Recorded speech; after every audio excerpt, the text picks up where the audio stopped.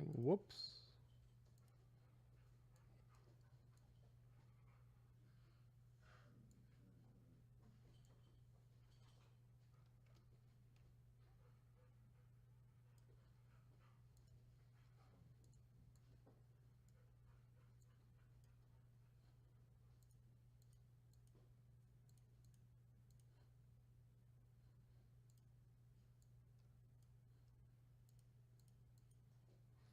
My head's shrinking.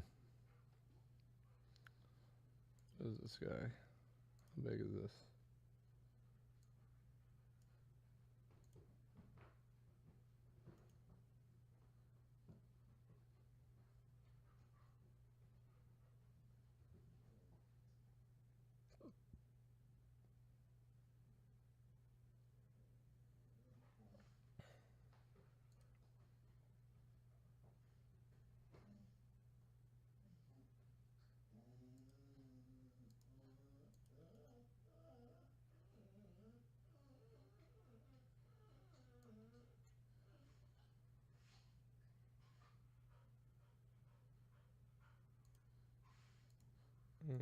How big is this guy?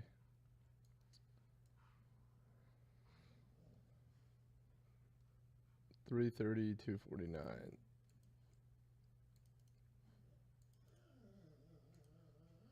Oops.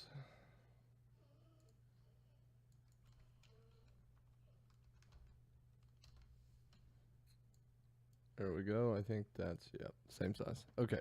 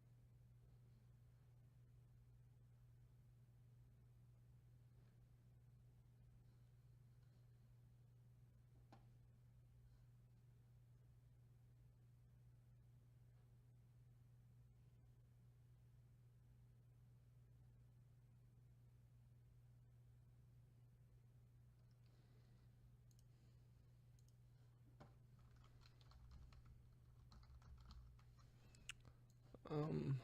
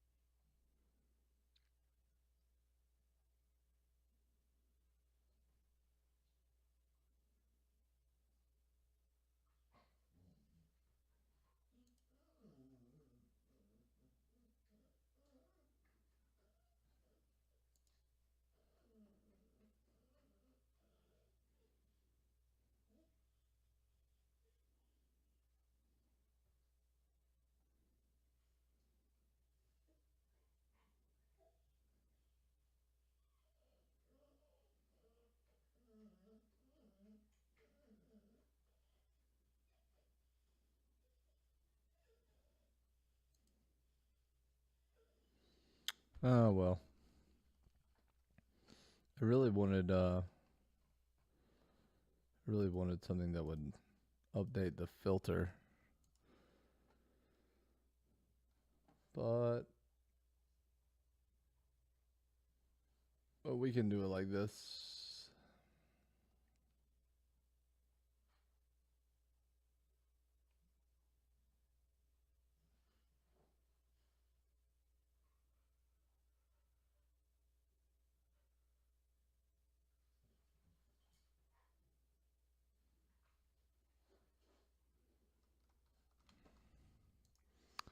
All right, so this is what we had last time. We had our little side enumeration. We have our little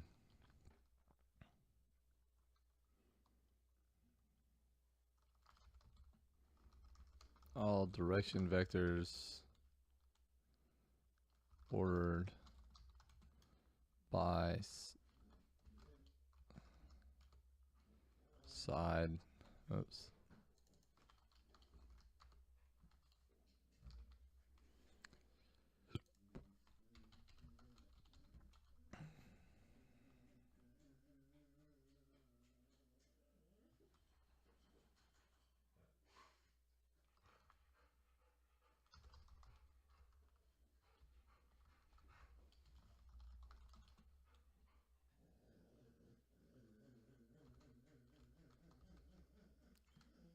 Cooper! If you're going to do that, you're going to get out. Lay down. Doggies.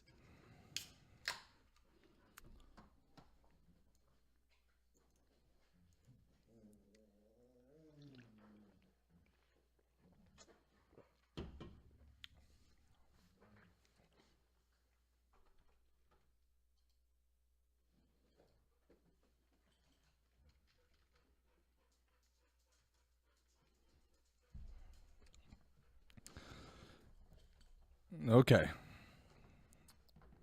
So back to what we were working on here. My dog. He's old. He doesn't care anymore. He just acts a fool. What? What's the problem? Hold on. He wants water. Are you thirsty? Come here. You're thirsty.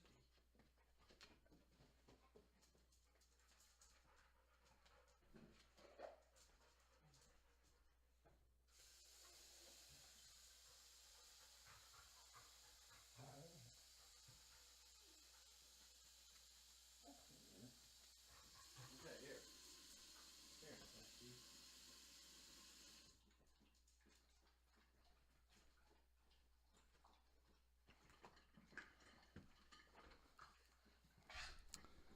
Okay. So I need. Oh, tried to clear my chat.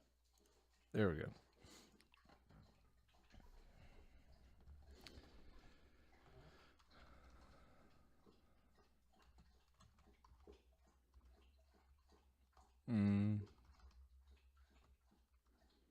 Vector 3. Direction.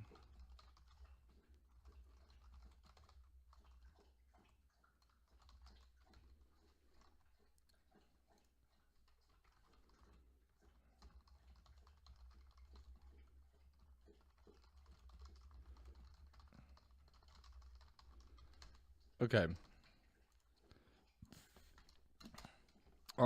We also probably want to do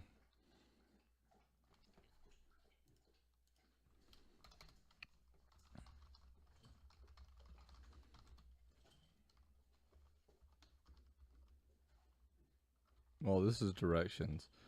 Maybe we want to do it in our quads.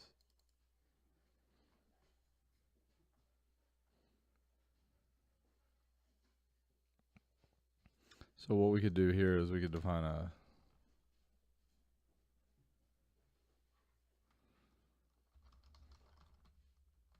we'll make it private.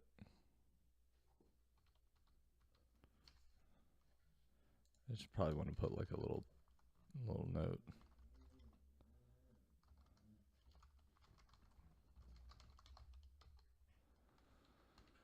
Well,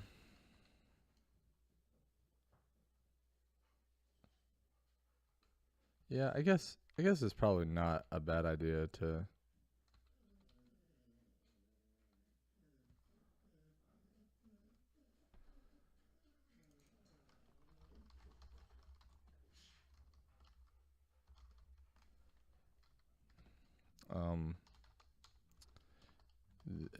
templated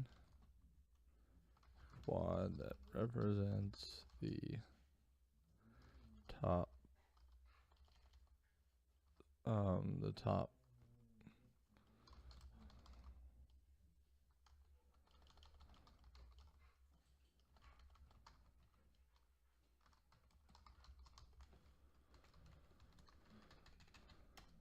okay.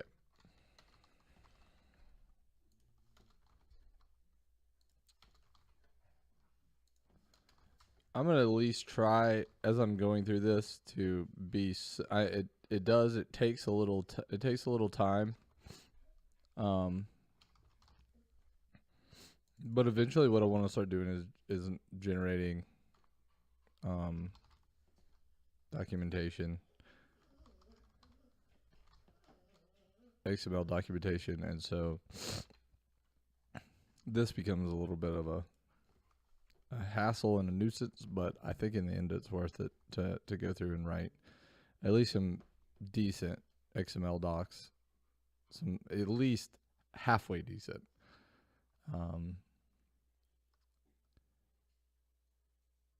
Let's see.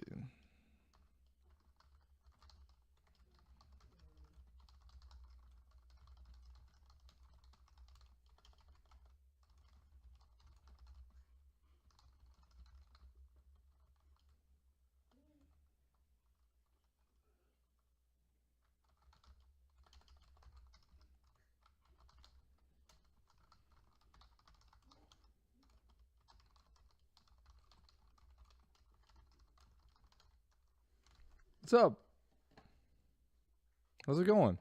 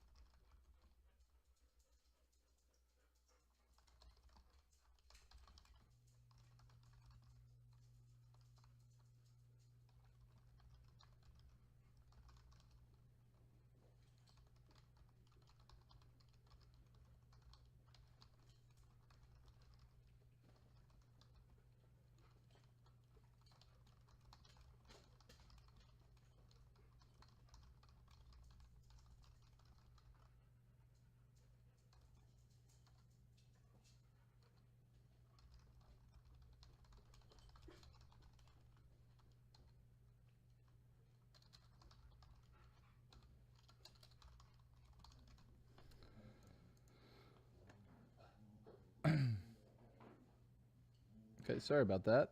A little bit of delay. I had to respond. Let's see. So here we want. We could probably do just a quad array, private read only, private static, read only. We'll do a quad array. And we'll just call this side to quad.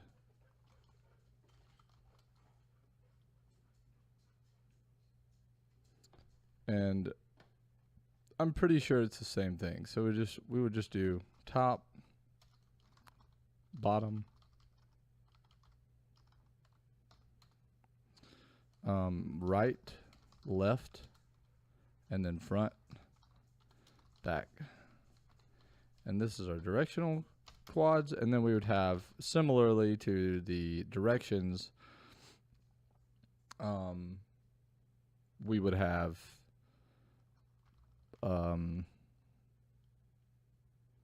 public static quad, and then quad for, and then side. And then very simply we would return side to quad, int, we cast as an int, and then side.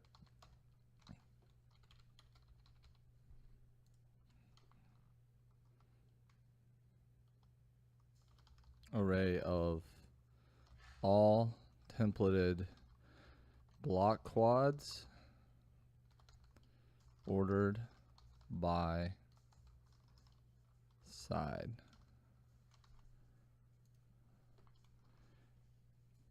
Returns a quad representation of the side provided. Decide which to look up the quad representation for. Okay. So, let me think if we need any other variations of this. We may need, just for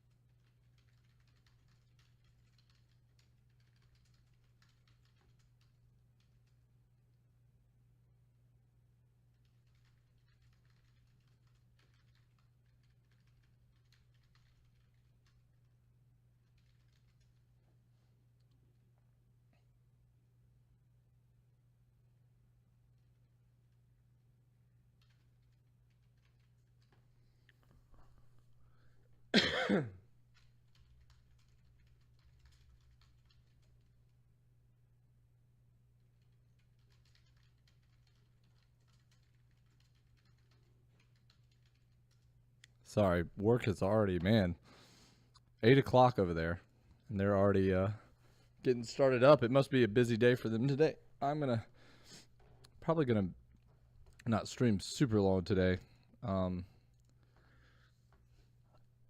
I've already started. I got all the videos uploaded last night to YouTube, but they're unedited, and it's like, I know that if if you guys have watched me, in the amount of time, I tend to trail off into no man's land every now and then. And so, like, you can picture, like,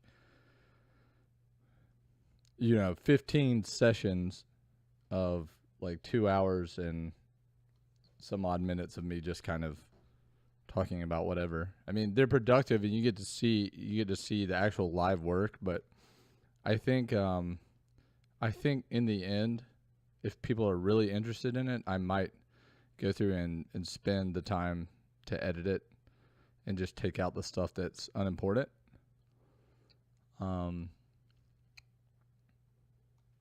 I don't know yet, though. The first session has already gotten, like, I know a little bit of JavaScript. I would say that I know enough.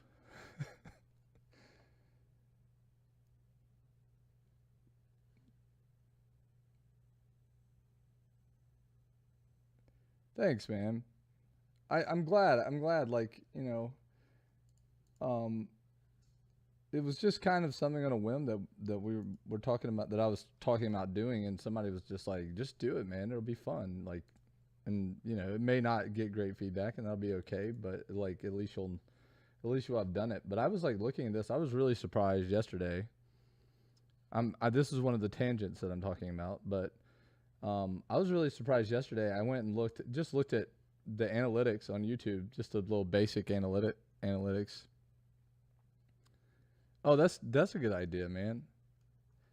It really is. It's true that if you just kind of hear people discussing kind of programming problems in the background, I think it can be a little bit contagious. But I was looking at this the other day, and like, I mean, definitely the retention drops a lot, and that's not surprising to me because these are unedited videos, and these things don't have, these things don't have any sort of.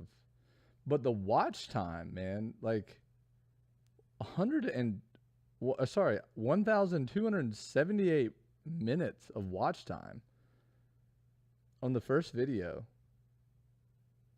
That's a lot of freaking time. And there's only like 60 views. Like, it's not even like a lot of, it's not even a lot of views. It's amazing. But I'm fairly impressed that, like, and this is, I don't even know if it's from people who have watched the stream. That's what's so interesting, I think, about it.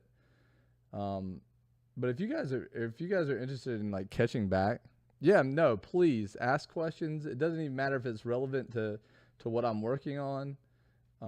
We've covered a large variety. I mean, we were talking about Fahrenheit versus Celsius yesterday. You know, I mean, so if you guys are interested in like catching up or watching any of this stuff, that's the YouTube playlist. And it is, I mean, you could see there are a couple of, like, day 6 was 3 hours long. Like 3 hours. I mean, that might not seem like, I mean, I know a lot of streamers do huge streams, right, where they play games and stuff, but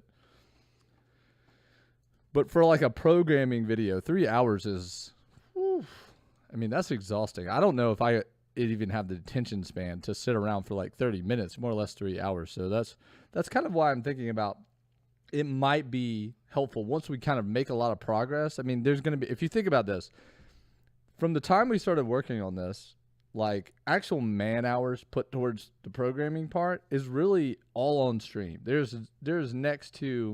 There may be an hour of work that I've like gone back and fixed something or made sure something worked a certain way before the stream. For like, there may be a total of an hour worth of work. Pretty much every man hour that has gone into this project has been done on stream. And so I think that's kind of special, but you know, it's not as, I don't know if it's as valuable as being, time efficient. I think being time efficient and explaining things can be a little bit more valuable in that sense.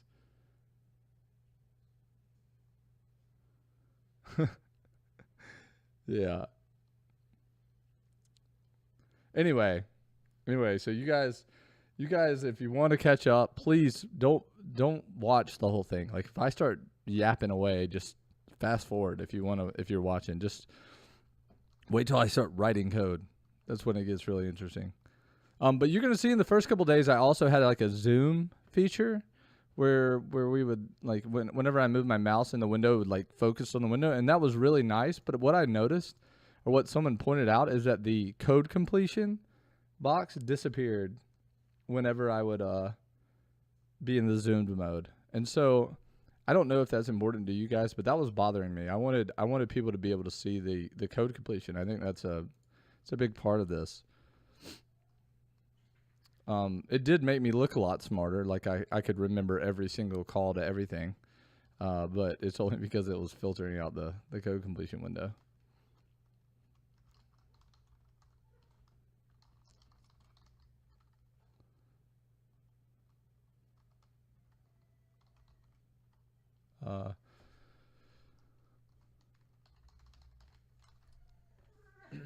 Okay, so we have our sides. I'm trying to think if we need anything. We may need the opposite way.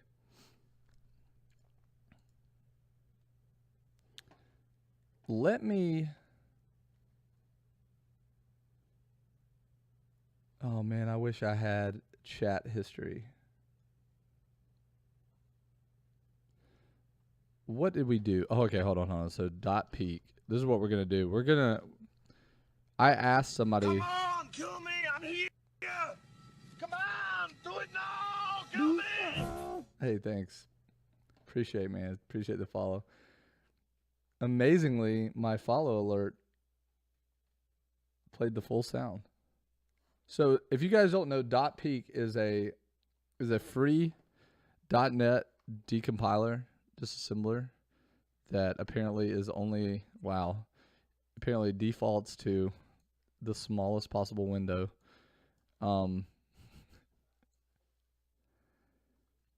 And we were using it initially to kind of look. We wanted to look at IR, so we wanted to look at like when specifically we were looking at let's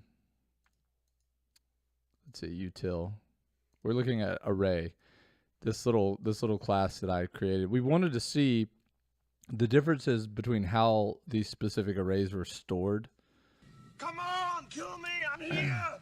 Yes. Come on, do it now! Kill me! Thanks for the follow, man. I love that movie. If you don't know, that's from Predator. I love Arnold. He's somewhat of a hero of mine, but that's a different story. But that scene in that movie is just so good. Kill me! Do it! I'm here! He's trying to get him to step into the trap. The Predator's a little bit too smart for it. What are you waiting for? So we were using it for this, but actually what we were talking about yesterday was there are going to be a few cases where we want to you're going to see why I have this out in a second. There are a few cases where we want to actually have like a good hash for vector3, and if you look in I will open this so we can see it. Oh, I don't want to open it in this window. Let me open it in another. So the library we're using for OpenGL bindings has a bunch of good math functions with it. And I was hoping that the hash for vector3 would be good, but if we go in here and we do get hash code, we're seeing that it's just returning the base, which if we look at that, is just a value type hash. It's not, I don't think it's anything. However, it does provide equality, and if we use it in a dictionary, it will, or a set, it will actually, because it will use buckets, we'll be able to, we will find it. It will handle the collisions for hash, get hash code, and it will return basically the correct thing. So there, I mean, we may be able to use this. But what I was going to do, and I don't even actually know if you can supply an external hash code. I don't think you can. And so actually what I was going to do is it might not even matter, because I don't think you can actually return I can't override that hash code unless I override the vector3 itself, which I don't really want to do. So I'm going to show you what I was going to do here, and it's basically somebody had mentioned that Unity 3D's vector3 had a pretty reasonable looking hash function, and let's see, Unity, it might be in the 64-bit. Yeah, there we go. And I think that the DLLs are in here somewhere. Data, resources, nope. Managed, Unity engine, yes. So I was going to drop this guy in here, and we were just going to see if we could take a peek at it. We're looking for vector 3. I think it's just in the AOT. Nice. I think it's just in Unity engine. God, this DLL has gotten enormous, man, over the years. I used Unity a lot in the earlier days, and man, it has gotten intense. Looks like it's so feature rich nowadays. Let's see. We won't get hash. Here it is. Get hash code. Nice. So these are floats. We may use this. You know what? Just to have it included here, let's do this. I'm gonna do. I think I have like a math helper. Rocks math. Here it is. So let's. God, we're not even using a whole lot of this stuff, and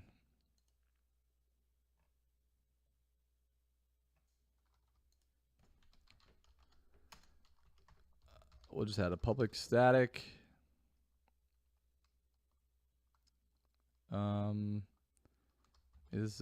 Can we make it a long? No, I think it's got to be an int. Actually,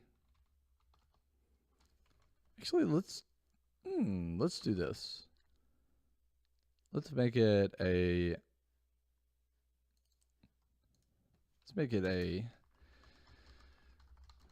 extension int, and we'll do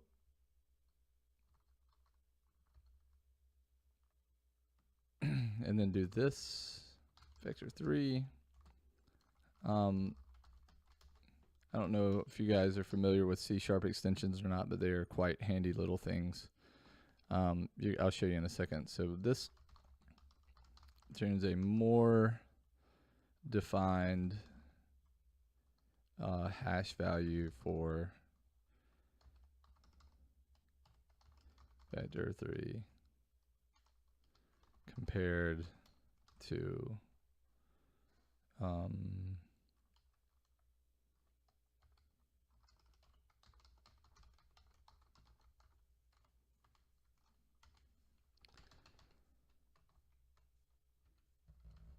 so just going to use it. We're going to see. What we care about the most is not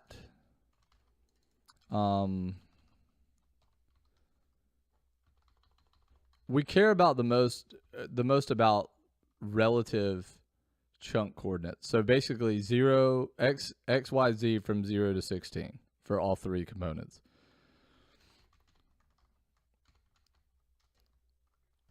So I mean, this is the shift is actually first, and we're XORing.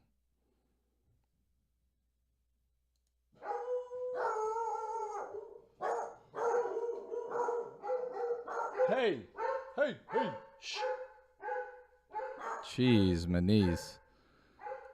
And like I said, we may or may not use this. I'm not sure that you can override the hash for these classes, but if we have to, we will. What made me think of this is I wanted to have a dictionary. Let's see. Override hash value for class C#.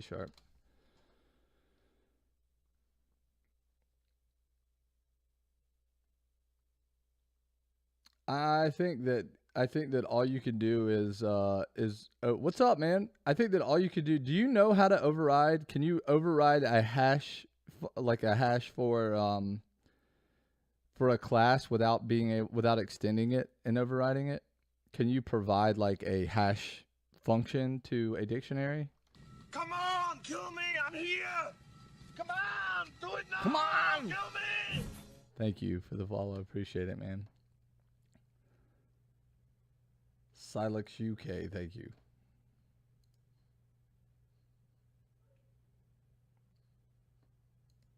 I'm looking right now at the here, we can look together. I don't know why I'm looking off screen here.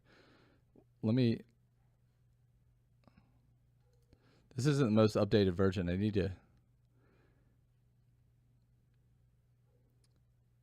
Man, they don't. Why would they not show the latest version of Visual Studio on this list? Crazy. Can I do like 150 here? I don't even know what the current version is, to be honest.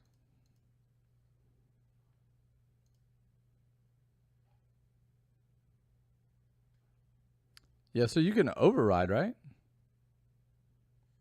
So this is the recommended version. Interesting.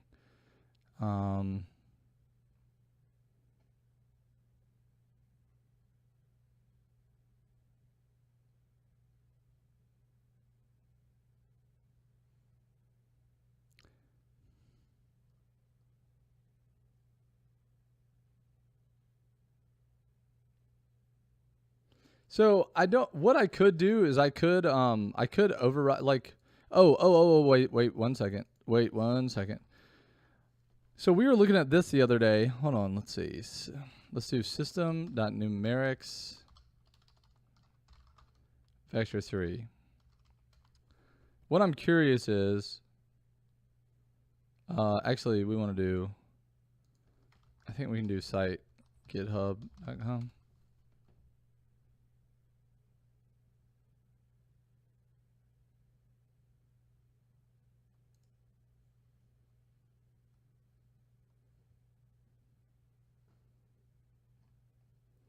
That's definitely not what I was looking for.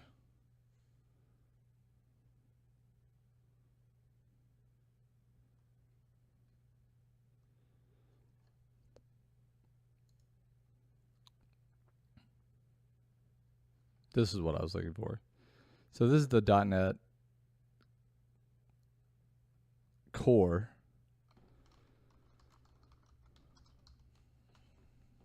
Hash helpers. Nice. What is hash helpers? Let's find out what this is.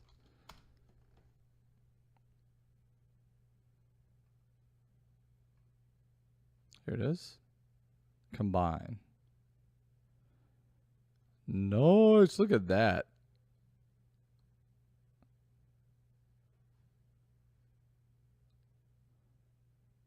I have this theory that the more insane the hash function looks, the better it is.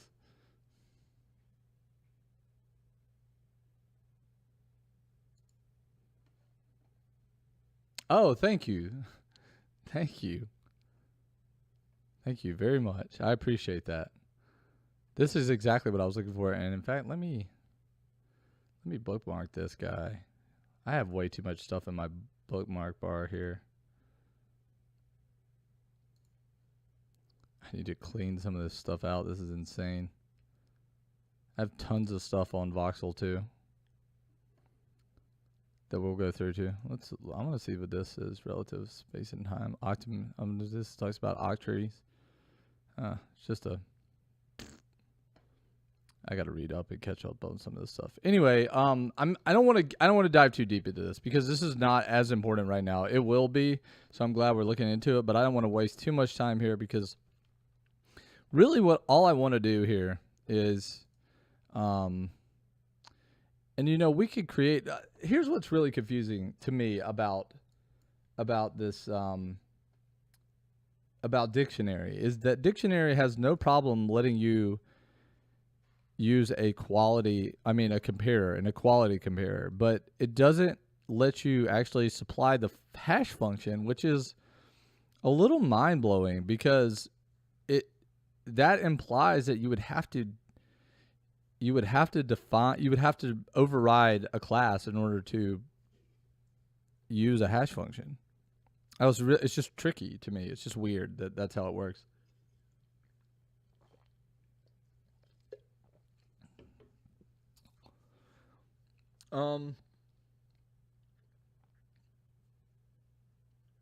Okay, so actually for right now, let's leave it at this. Maybe so So what I did was I have a directions class, and we'll document this.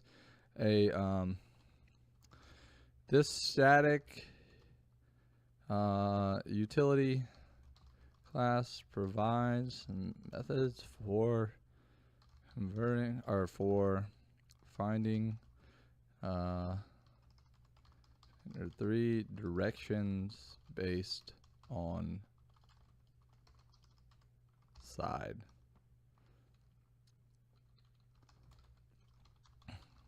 Okay. So we have this, and then for our quads, we've defined basically all our quads for each side right here. And this is, you'll realize why we did the order that we did, but in a little bit. But essentially what we have is quads for each side of a cube, and these quads all have the normal defined, the vertex positions, and their relative UVs. So the UV part is what's going to help us apply textures and stuff later. So what do we do with all this? That's the question. Is that we have these generic 1 by 1 by 1 blocks broken down into quad sizes, or into quads, and we have these directions and sides, and what do we do with all this? And so the plan, at least short-term plan here, is that we need to build something that basically we need to build some sort of structure that can be reused, that has reusable data, that can accept a chunk data structure, and it can produce one output, which is a collection of all the vertices and UV coordinates and vertex indices, and everything we need to render it. It can produce that mesh that we need to render a full chunk. And so what the best way to go about this is we could do one of two things, and I can fast forward you through one of the scenarios so we don't have to actually go through the pain of doing it. But basically what you could do is you could create a bunch of lists, and you could take your quad structures and you can iterate through all your chunk blocks, and then you could say, okay, you say, I need to look through all the sides. And part of this we're going to do, you're going to look through all the sides, and you're going to say, all right, well, is this side visible? Is there something next to it? And so in short, if something's next to it that's a non-air block, then the side doesn't need to be visible. It's really that easy. It's pretty nice that we can look at it like that. But basically we wanted to define whether or not, okay, is it visible or not? And if it's not, if it's not, then we just move on. And if it is, we need to actually add it to our mesh. And so as we add things to our mesh, we can create these lists, right? A list is just going to dynamically allocate as we increase in size. And then we're going to add it to this list. Then we're going to toss it to the renderer. And then we're going to throw away all our lists because we don't need that, because it's already gone to the rendering. And so this isn't a horrible plan, but there's a long-term kind of cost that that may not be immediately noticeable. But number one, dynamically allocating space for these things can be somewhat expensive. I won't say it is expensive, but list moving and moving and moving. This is why it's probably better to have a set size or a fixed size buffer, and we just write the data to that, and then we can push the data to the GPU, and instead of just throwing away all of that pre-allocated storage, we just keep it, and then the next thing can write over the top of the buffer, and then we send all that to the GPU. And with this way, we don't have to keep reallocating, and we also don't.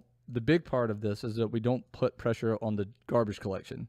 So if we were using lists and we're just pushing all this data through, and then we have to toss our list away at the end, we're basically, the garbage collection has to basically grab that list and dispose of it.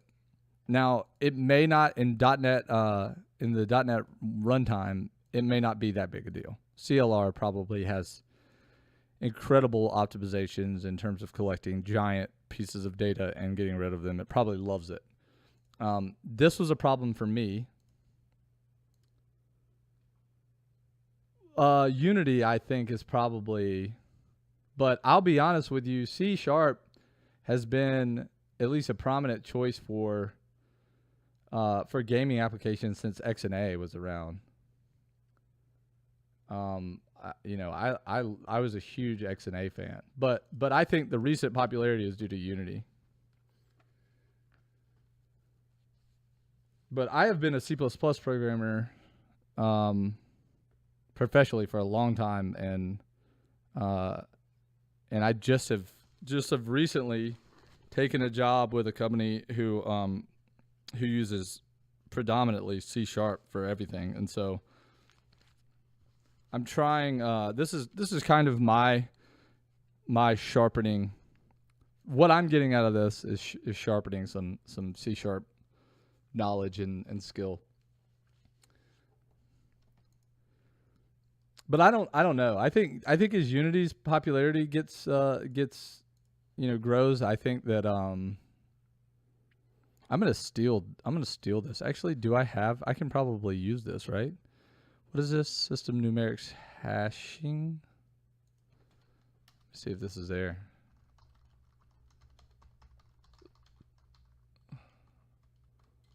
What is it? Hashing helper? Yeah, I don't have it. It's a .NET Core thing, I think.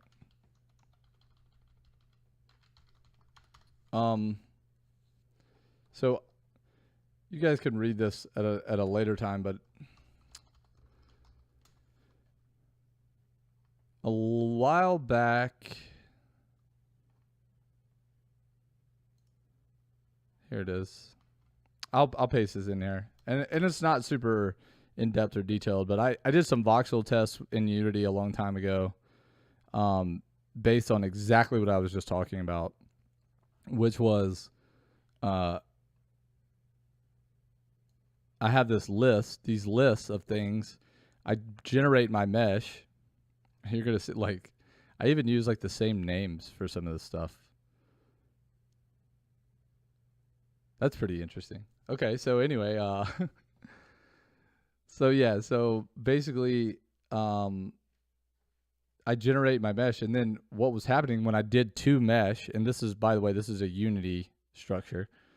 Did two mesh, I just did this. I used list.toArray, and I generated all this stuff. Well, I ended up, you can't see, something happened to the link right here. I don't know what happened to this some sort of dead reference to some image that I had of that error, and it was basically blowing the heap out if I did that too often. And so yeah, so I kind of learned my lesson here. Now, I don't think that we're going to have the same problem with the CLR, because Unity uses a really, really, really old and outdated version of Mono. What's up, dude? And Unity also has very tricky rules on how you use certain data structures and stuff, because they have to basically make sure that you stay all on the rendering thread throughout a bunch of operations, and it's basically a little bit, it has a lot of restrictions, and that's kind of why I decided not to do this in Unity. But it's 3.5, but it's like a Frankenstein 3.5. Like, they forked it. They forked Mono 3.5 and have a bunch of junk. I don't know. But you can use, they have anything that 3.5 API supports you can use. So it's not horrible. 3.5 is better than anything else, but like 4.0 and 4.5 were just incredible updates for C# runtime. Okay, so let's talk about so basically what I mean by all this is that we need kind of two separate things. We need probably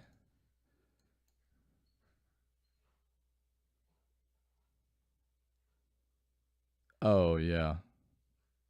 You know what? I could be using that and I think I'm just so um I guess I haven't had a lot of opportunity to use it either. I guess I'm just so used to old school C# that I haven't even brought myself up to the standards. But yeah, so it's equivalent to, it's like if null equals foo, or if not equal, it's equivalent to like this.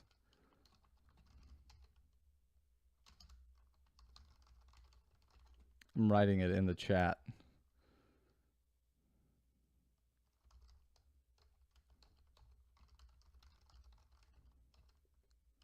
Those two are equivalent. So it's just shorthand notation for, hey, if this thing is not null, then execute this. But if it is, don't do anything. It's pretty, I mean, it's syntax sugar. It's nice. I love, C# never fails to deliver on syntax sugar. And I love it. So let's not call this guy class 1, for God's sakes. Let's call this, let's just call it geometry pool.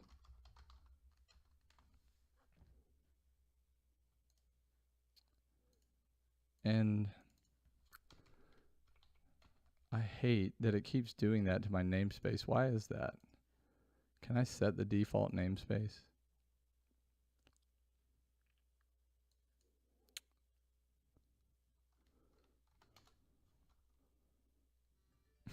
Yeah, of course.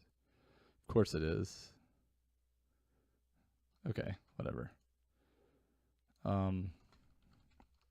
So it looks like the problem is that I have everything in one additional directory versus all of this should really be like in the root directory. That's why it keeps, I couldn't figure out why it kept doing that, but it kept adding an extra rocks to my namespace, but that's why.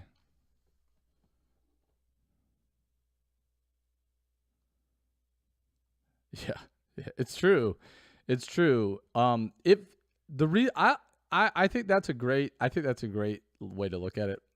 And then I also tend to think of it as like kind of a better version of Java. I mean, I say that very loosely. Like I think that the JVM in a lot of ways is far superior to the CLR. Like in a lot of ways actually, but Java as a language has kind of struggled. Java 8 is I mean, like since Oracle has bought Java and started pushing it forward, it really looks nice. It's the same with C++. Like, I hate the whole convention, design by convention, language design by convention, because I just think not by convention, by committee. But the C++ committees have done an incredible job of pushing that language forward. I know there's some things that people aren't happy with, but in general, I mean, you couldn't stay in 1999 for much longer. Same thing with like Java. Like Java, just everything, the auto boxing or the boxing and auto boxing and all that stuff of primitives, like the lack of lambdas, like it just was so noisy and gross at sometimes. Like I still am not a fan of Java's generics. Like erasure is just kind of gross and everything ends up being an object, but you know, it is what it is. I mean, you can't, there's always going to be language limitations. But I just think that C# is like a more refined, kind of cleaner version of Java as a language. As a runtime, I don't really know. I still would probably favor JVM over CLR. but that's just me. So in this thing, let's come up with what we need. So in order to draw something, we've kind of seen this previously, and let's kind of just reference back. So in order to really draw something, we need for our purposes, we need a VAO, and a VAO has nice VBOs. So like vertex VAO is a vertex array object, and a VBO is a vertex buffer object. Now, a vertex buffer object is the closest thing you're going to get to like, look, so buffer subdata, buffer data. It's the closest thing you're going to get to an actual like array. This is basically just an array wrapper, and this thing is going to get uploaded directly to the GPU. And a VAO is a collection of those things that represent different things. So like, for example, VAO has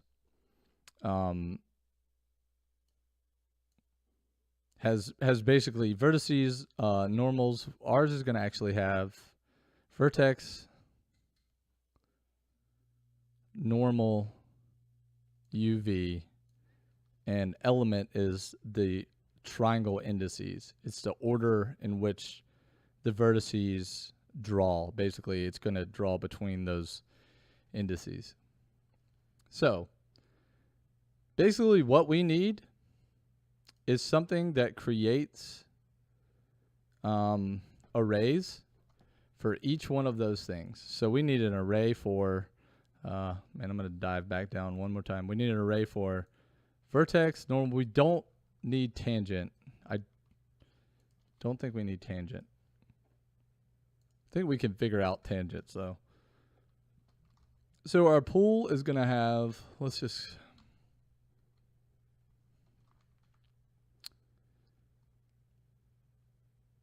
I wonder, let's crack this guy open real fast. Let me go to VBO.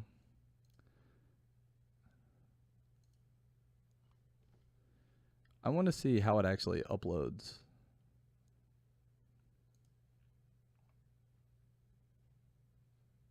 That'd be really cool if it just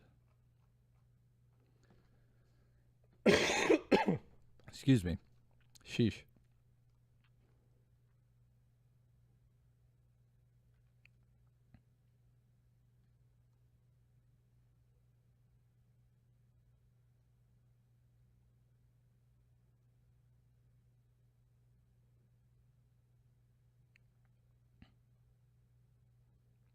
Neat. So it does. It looks like it just pulls it directly from memory. There's no special upload type. Okay. Neat. Okay. Well, that makes things kind of easy. So let's create. I don't want to make this static. I want to make this guy an instance based, but we're going to probably end up having a static instance of this geometry pool, at least at first. It may be a thread local instance, and if you guys aren't familiar with thread locals, thread local is basically memory storage that is local to the thread that is accessing it only. And so what you end up with is, if you have a multi-threaded environment and you have a static variable, you still have to add locking around the static, because you can't have multiple threads, you know, doing things at the same time on the same object. But if you give it a thread local instance, and suddenly the thread local can only access that specific static instance on that thread. And so it gives you a little bit of leverage, just a nice little kind of implicit synchronization handler. I mean, to a degree, it's not really, doesn't really require any sort of special handling after you make it thread local. We'll get into that in a bit, but let's make, basically we want to have a vector3 array, and we want to set the buffer bounds to something reasonable. So let's bust out our handy dandy notebook. You can tell I have kids. Been watching too much Blue's Clues. Her handy dandy notebook. God, they would love that. I think, that we have vertices? No, I think we were just calculating sizes here. But let's total blocks per chunk. Our number of vertices is not really going to ever be. I would need to think of the worst case scenario. I think would be like a checkerboard pattern, all the way to the center of a chunk.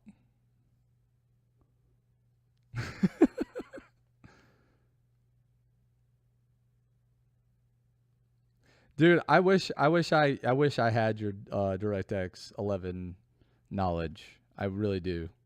It's something that's always been on my list of things to want to learn. And I've never done it. I've never gotten around to it. I've done a bunch of DirectX, like old school DirectX audio. I did I had like a research project in college where I used DirectX 7 or 8 audio, just the audio SDK, or audio part of the SDK. But I've never actually done any of the graphics stuff. It seems super powerful. I just am not I'm not up to par with knowledge in that yet. I should. I don't know how I can be a game programmer and and not know at least some about DirectX. So I'm trying to think of worst case scenario for this pool is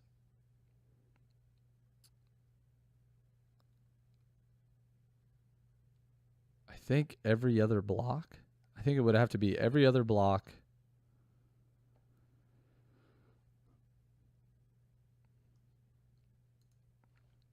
I really do. I think that is the I think that is worst case scenario, where it's basically just like only every other block in the, so 16 by 4096, I think, and then divided by 2 times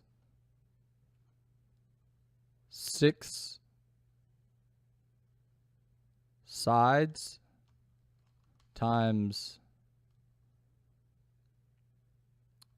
4 vertices per side. I think this is the most vertices you can have in a chunk.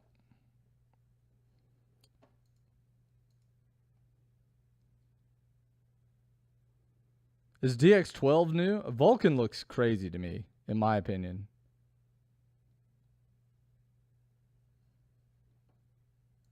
So what I want to figure out is like what is DirectX and OpenGL. I know there's pushes for OpenGL, but if we think about this, like I know Vulkan is like the point is to kind of revive OpenGL's like the whole Chronos thing to revive the standard, because I think there's some shortcomings with OpenGL, right? I mean, there are things that OpenGL can't do as well as DirectX. Probably a lot of things, actually. So I think the Vulkan project is an attempt to bring OpenGL up to kind of DirectX standards. Is that?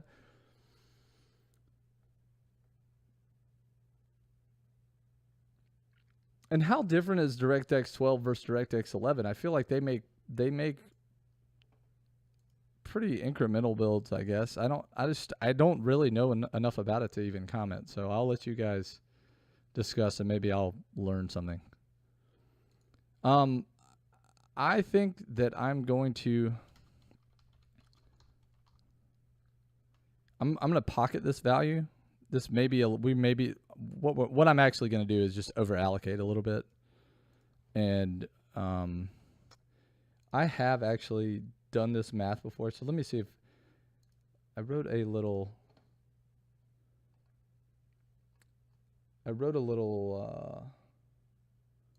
helper in C++.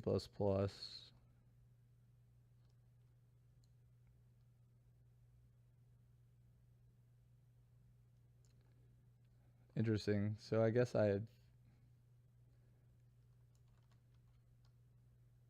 It doesn't seem like I really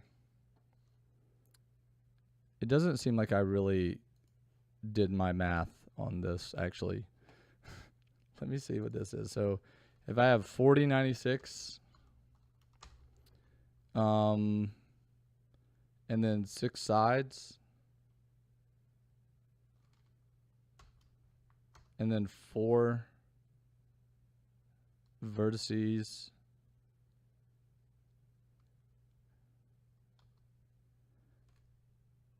haha. Okay, so let's actually use this. I think that based on I think that this is really the number based on the worst case scenario of a chunk in terms of like no shared. Basically, this would happen when you have like the maximum amount of there would be no sides that are shared. Basically, the maximum amount of full blocks that you could have in a chunk. However, let's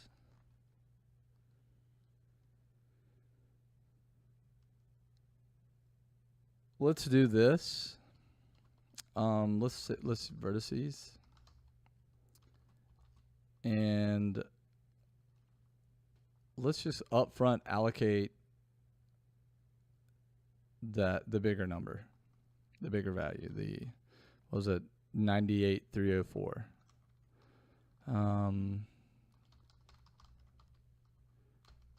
Now, here's the thing.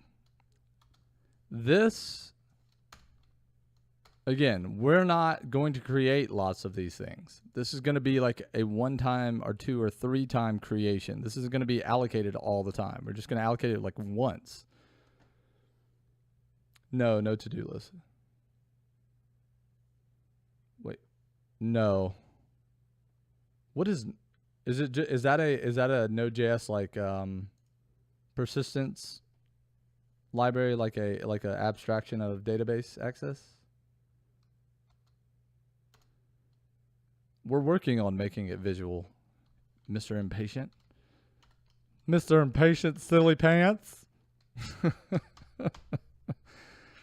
Okay.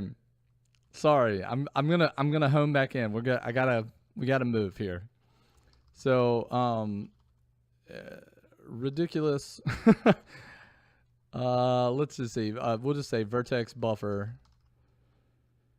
And the reason why I'm gonna leave it like this is because I'm gonna leave myself some room for mistake. I mean for error in logic, and just so it doesn't explode when we do this. And then we'll come back and we'll refine this value, because I really think that the real value, and without being able to draw it, it's hard to do. But if you can just imagine that in a chunk, every other block, and then on the next, like you picture like the next row, it would be alternating, and then you would get all the way down to the center. And so when you do that, you're basically cutting the number of blocks in half. But not only that, is you no longer have 2 blocks that are next to each other on top or bottom. And so you end up having, they only share like a corner vertex. And so that you would only have, you would have no shared sides. So all sides on those blocks would be visible. So you cut the number of blocks in a chunk in half. And then you can do the easy math where you just multiply it by each block that's remaining, you multiply it by 6 sides and 4 vertices per side. And you get that 41,000 whatever. And then this guy is actually if every block, which we know is not going to be, isn't going to have all visible sides, but this is this number in particular is actually that value if all sides on all blocks were visible at once. And so with that said, then I think the max triangles, this is going to be our triangle buffer, and this is going to be, actually we probably just want to make these, just constants, and let's make it like this: public const, and I think that, yeah, we're still in integer range easily. And we'll just do max vertices 98,304. int, and we'll do, this is max triangles, and this is, why is this one so large? Jesus. 262, 144. The point is, this is not going to get this big. We're never going to have this case, but we're just allocating enough space that it could handle this. The number of, I have something called subgeometry. I wonder if that's used for a ambient occlusion. What is subgeometry? That might be for texture data. I'm not sure. Doesn't look like I use that anywhere.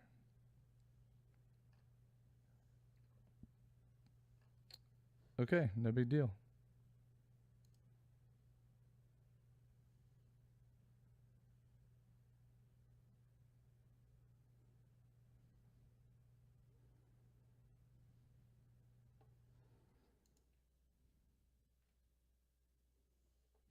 Yeah, we will never have this case. I'm saying it with such confidence, but clearly my code is telling a different story.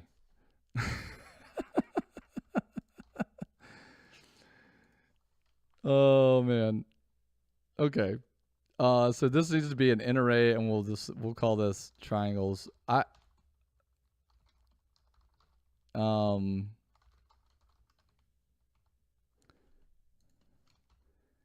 We also need vector 2. There's going to be UVs. We have the same number of UVs as vertices.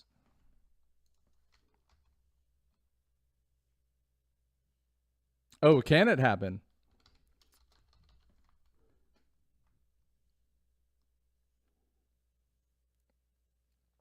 It shouldn't though, because none of that geometry is visible, right? We know that our algorithm is going to include ignoring sides that are next to each other. Fucking Murphy and his laws. It's very true, man. Very true. We can't go wrong, we'll go wrong. Even if you haven't accounted for it. Or even if you have accounted for it. UV buffer, triangle buffer, and then we need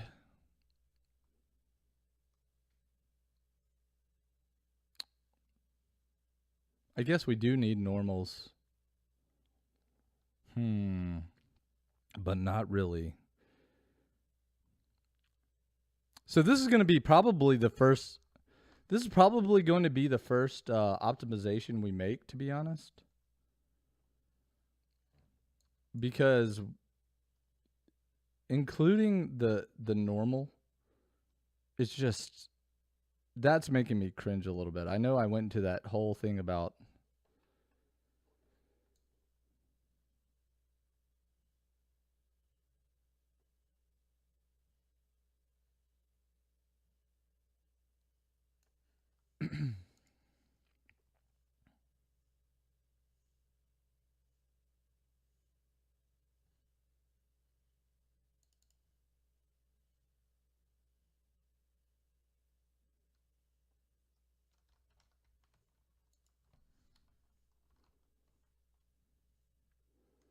ugh. Well, yeah, in C++, you like, well, so the math lab was probably just packing everything. Like bit packing the shit out of everything, which sucks so bad. Like, especially when you're trying to upload upload to the GPU, you like kind of have to like unpack it. It's nice for memory, but it gives you kind of a false sense of security. So why in the world? So I'm looking at something off screen. I'm sorry, I'm looking at it off screen. What am I doing? Why do I have 4 UVs?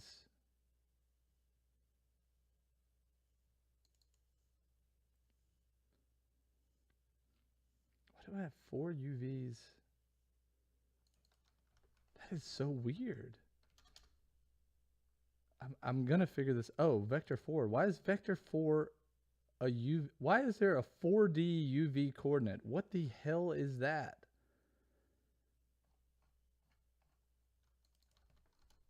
Why do I have a... Okay, this has got to be some sort of optimization, but I'm pissed at myself here as to why I did this.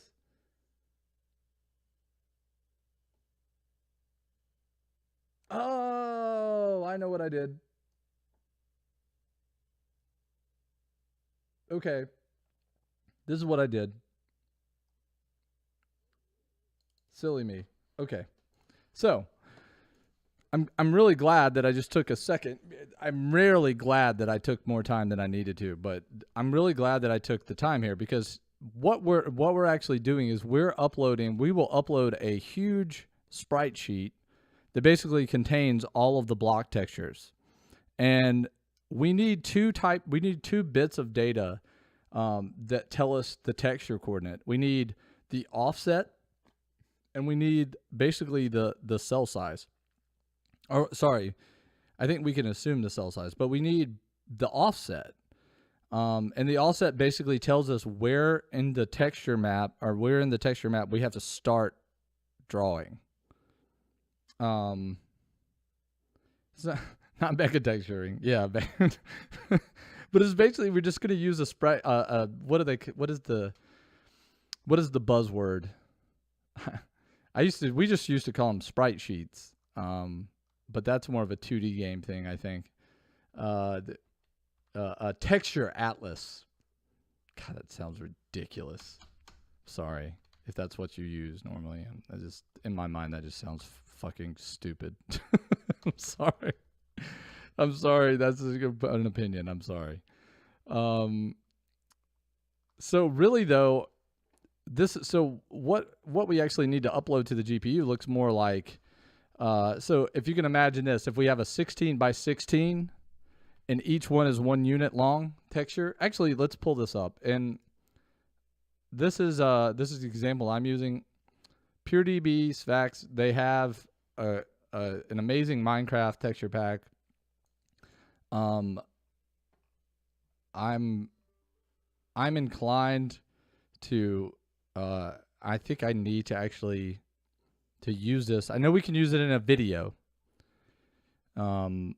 without express consent. There is a license available that I need to really look at closely to make sure that I'm not breaking anything else. And if I am, then I need to figure out an alternative. But if you can imagine this, so when we upload our data to the GPU, we need to tell the GPU, hey, if we want block, we want this glowstone right here.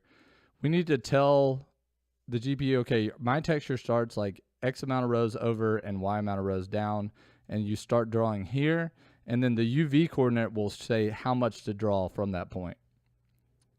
We good? Okay.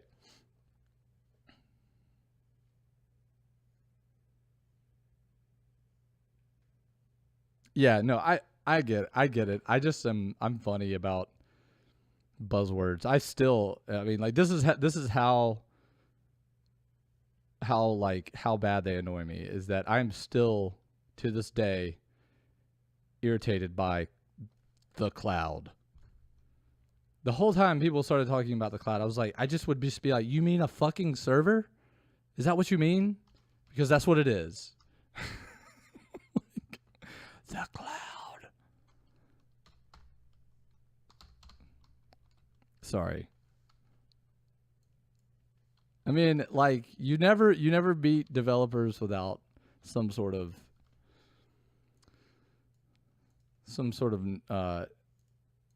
internal anger issue about something.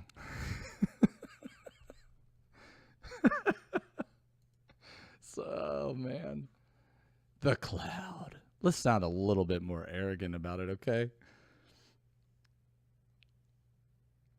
No, but texture atlas doesn't bother me near as bad as the cloud, but it's just one of those buzzwords.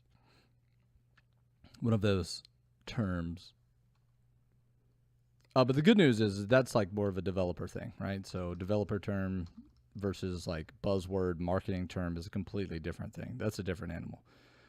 So I guess we are gonna upload the normals starting out, and that is not efficient. And at this point, it's not gonna bother. It doesn't bother me. We will optimize this, and in my opinion, there's absolutely no need for uploading the normal. I take that back because I'm gonna have to think about this. Because our vertices, we're not uploading a quad at a time, right? We're uploading like a vertex at a time. So the vertex shader, I think we actually do have to know the normal. Now, I don't think that we should have to store the normals in RAM. Like, I don't think that we should have our quad have a reference to the normal, since our quads can determine the normal at any time because we know which way it's facing. So we shouldn't have to store that. I think that's extra like RAM that we can optimize out. But I need to think about it. But I think that we actually do need to upload the normal for the vertices. I think we do, because I think it's possible that, I mean, if you think about it, like the corner of a cube, that vertex could be, I mean, 3 sides actually. It could have 3 different normals. Right? So if it's a corner, it could be part of the up quad, it could be part of the left or the back quad, or the right or the front quad, depending on how you look at it, or the bottom. So let's do max vertices here too. So this UV, this 4D UV, is actually going to include the offset and the actual UV. Yeah, that's going a little bit too far. Vertex swizzling. I mean, swizzling colors. Swizzling colors. Completely known term, algorithm, whatever. People swizzle all the time. Swizzle from YUV to RGB, etc., etc. But swizzling vertices, I mean, does that mean you're just swizzling into different coordinate spaces, or like a transformation? Like, you know, normally when you think about changing a vertex, it's just a transform, right? You're transforming vertices. Like swizzling sounds like you're taking a completely different, like a compressed version. All right, Famous. Good luck, man. Sorry about my lack of node database knowledge. Sorry. So it just rearranges exponents. Yeah, that's odd. Have a good one, man. So let's talk about what we're gonna do with these vertices. So let's just we'll add a default constructor. We'll add maybe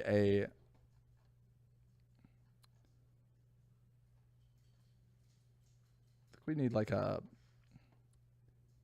let's do like a, let's see what this does. I think instance wise, we need like counters, I believe.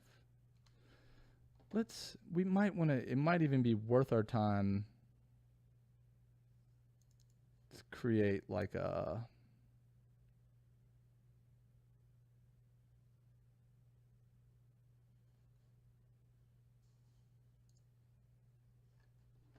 give me 1 second.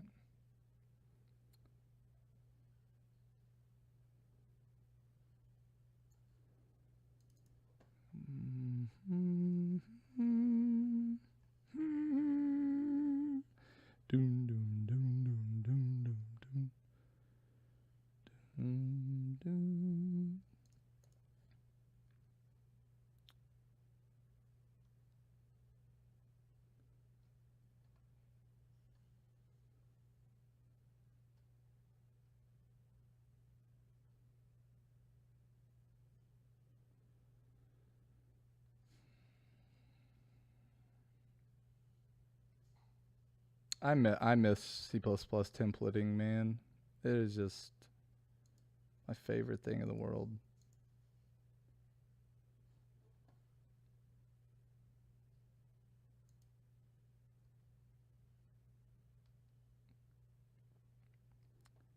Okay, we'll come back to this.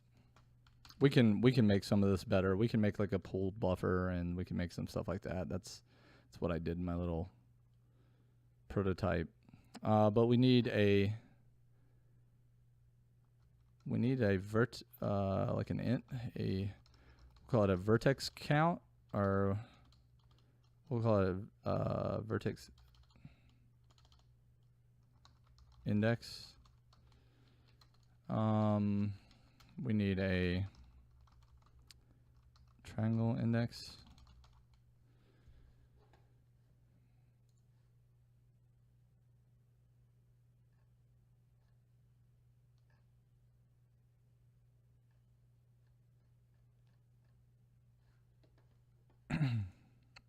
Let's just create a reset function.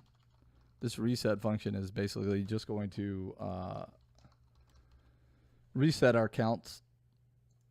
So like our triangle index equals 0, our vertex index equals 0. You'll see why this is important later, because like I said, we're going to reuse a lot of this stuff. And so when we actually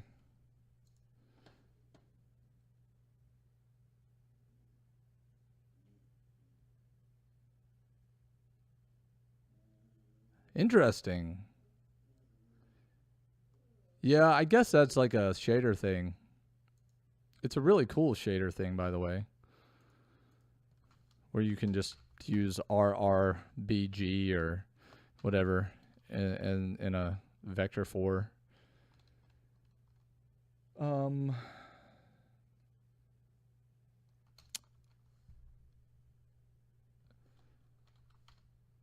I think that's it, because our vertex is basically going to be all three of these, and our triangles are going to be on a different index, because we have to use vertex. The triangles are actually indices in our array of what the triangles are. So very quickly here, let's add. Let's talk about what we want here. Let's add like a face. So we'll say like, this is what we want. We want a public void like add face, and let's make this. We want to pass it a quad. We want to pass it a position.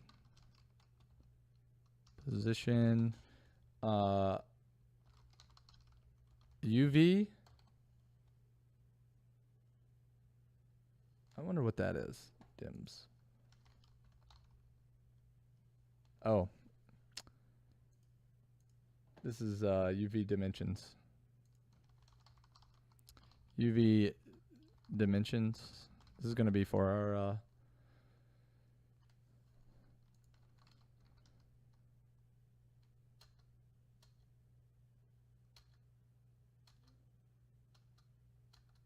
that's interesting.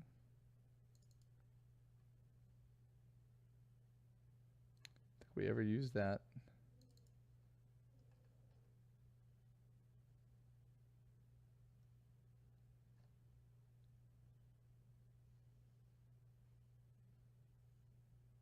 I wonder why that would change.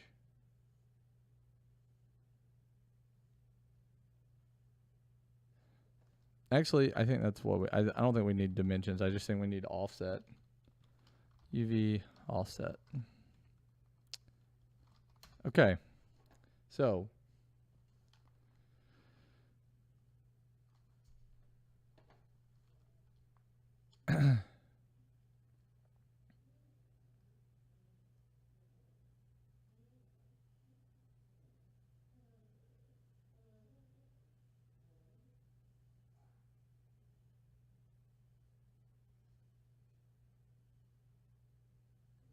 sorry.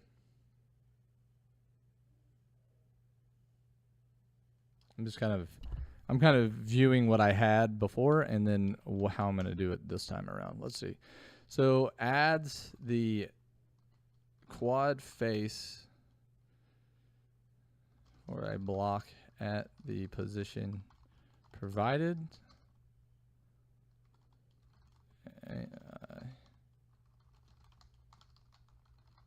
Offset. So this is basically what we're going to do is we're going to loop through and we're just going to add quads. And we can add any quad we want to. We're just going to plop it in there and it's going to take the geometry from that quad. It's going to populate these things right here. And we're going to add another helper in a second, which is going to be, it's basically just going to be a private, and we're going to do add, we'll call it push vertex.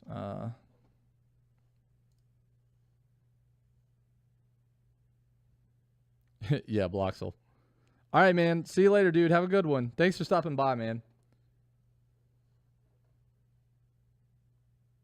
It's very nice of you. Thank you. I do appreciate it. I'm really not. I'm not a great teacher. I want to be better at communicating technical things, and so this is my my attempt. And also to learn something, because really I feel very, and Bo knows this, but I feel very strongly about community driven programming and collaboration. I think you learn to appreciate it more when you kind of work behind closed doors of, like, you know, a studio, and you know they don't want to open up anything, and you kind of feel left out of the progress that can be made by community driven stuff.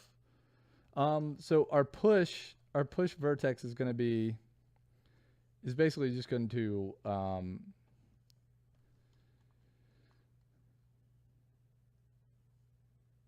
I think we need to know. This is why keeping an index is kind of a pain in the butt. But this is actually fine. We can do this. So we'll push, and we're going to push a vector 3, vertex, a vector 4, UV, and a vector 3, normal. And with that, we shall, this is going to be as simple as it gets right here. So vertices at vertex position. Why is it mad about this?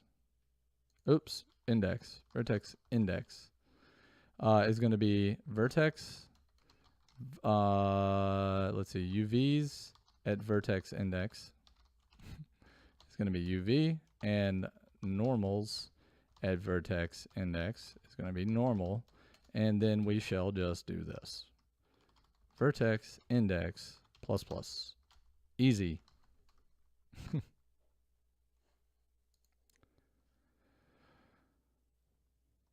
Oh yeah, no, I mean it'll take a while. Be compact, and there is a site that, let me just see if I can stumble upon it. Let's see, CSharp. I love stuff like this. 2,000 things you should know about CSharp.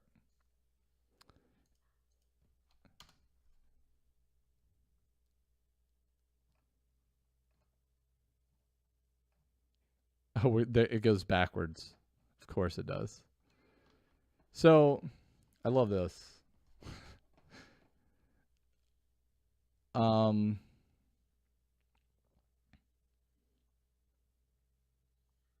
is this? That's a reflection-based thing. I'm kind of always into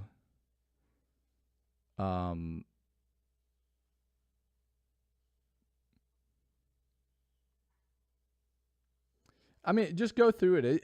It's really kind of just a recipe for things. Like, you know, you can't be afraid to Google something. I mean, I do it all the time. Like, the thing is like it's really interesting how fast programming and how big community has gotten just over the past like 15 or 20 years. But like, I started out in Windows 3.1, old school Windows that was 16-bit, and you could memorize. Like I memorized a majority of the APIs for Windows 16-bit. Like you could basically grasp like an entire segment of an operating system. You know, like it's crazy. And now you look at it and you couldn't remember a quarter of anything. It's like there's so much and there's so much depth to everything. You can't remember anything. So like it's always, there's no human who can possibly remember all of this stuff or know, you know, decisively every single scenario. So I mean, Google and Stack Overflow are your friends for sure. And especially when you're learning, man, just look it up and do it and write it. And if it doesn't work, then iterate on it. Try to make it better. I mean, like I've always said that like programming, there's no such thing as kind of like a unicorn in programming. Like it's deliberate practice. It's like any other sort of skill. You practice it and you screw up a lot. And the more you do that, the better you get. And I wish I could say, for me, that it didn't involve a lot of that, but it does. It did. I still to this day fail a shit ton, and you just have to be willing to be wrong and to listen to people. That's another thing. I didn't like to listen to a lot of people at first, but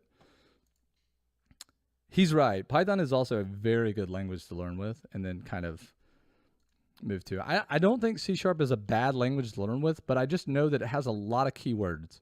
It's got like 110 keywords or something, which is, I think, the most out of all languages.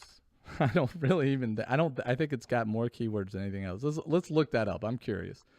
Total C# keywords, or reserved words, I guess you could call them. I don't really want to count them.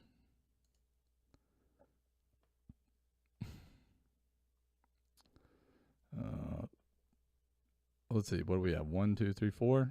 3, 4, 5, 6, 20, 80.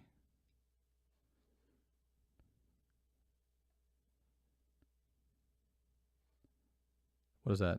27? 107? 107 keywords? Hard to learn. Hard to learn all those.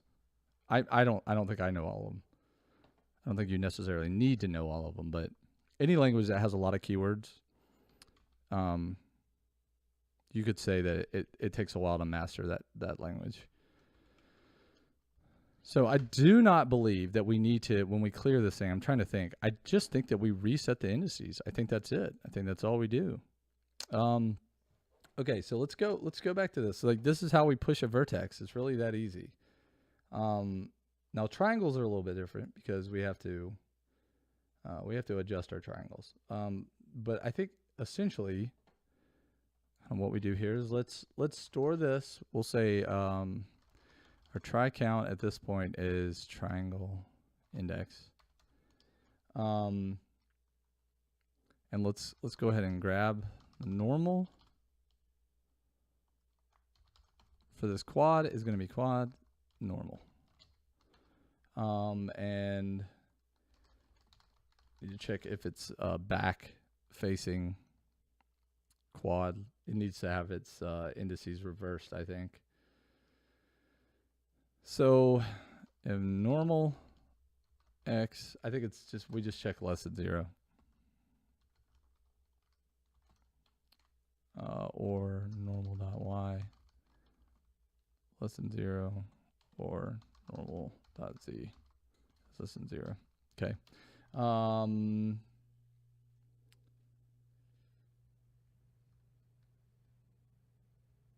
What do we do here? Oh, okay, we're just gonna store it. We're gonna create the indices in a unique way here.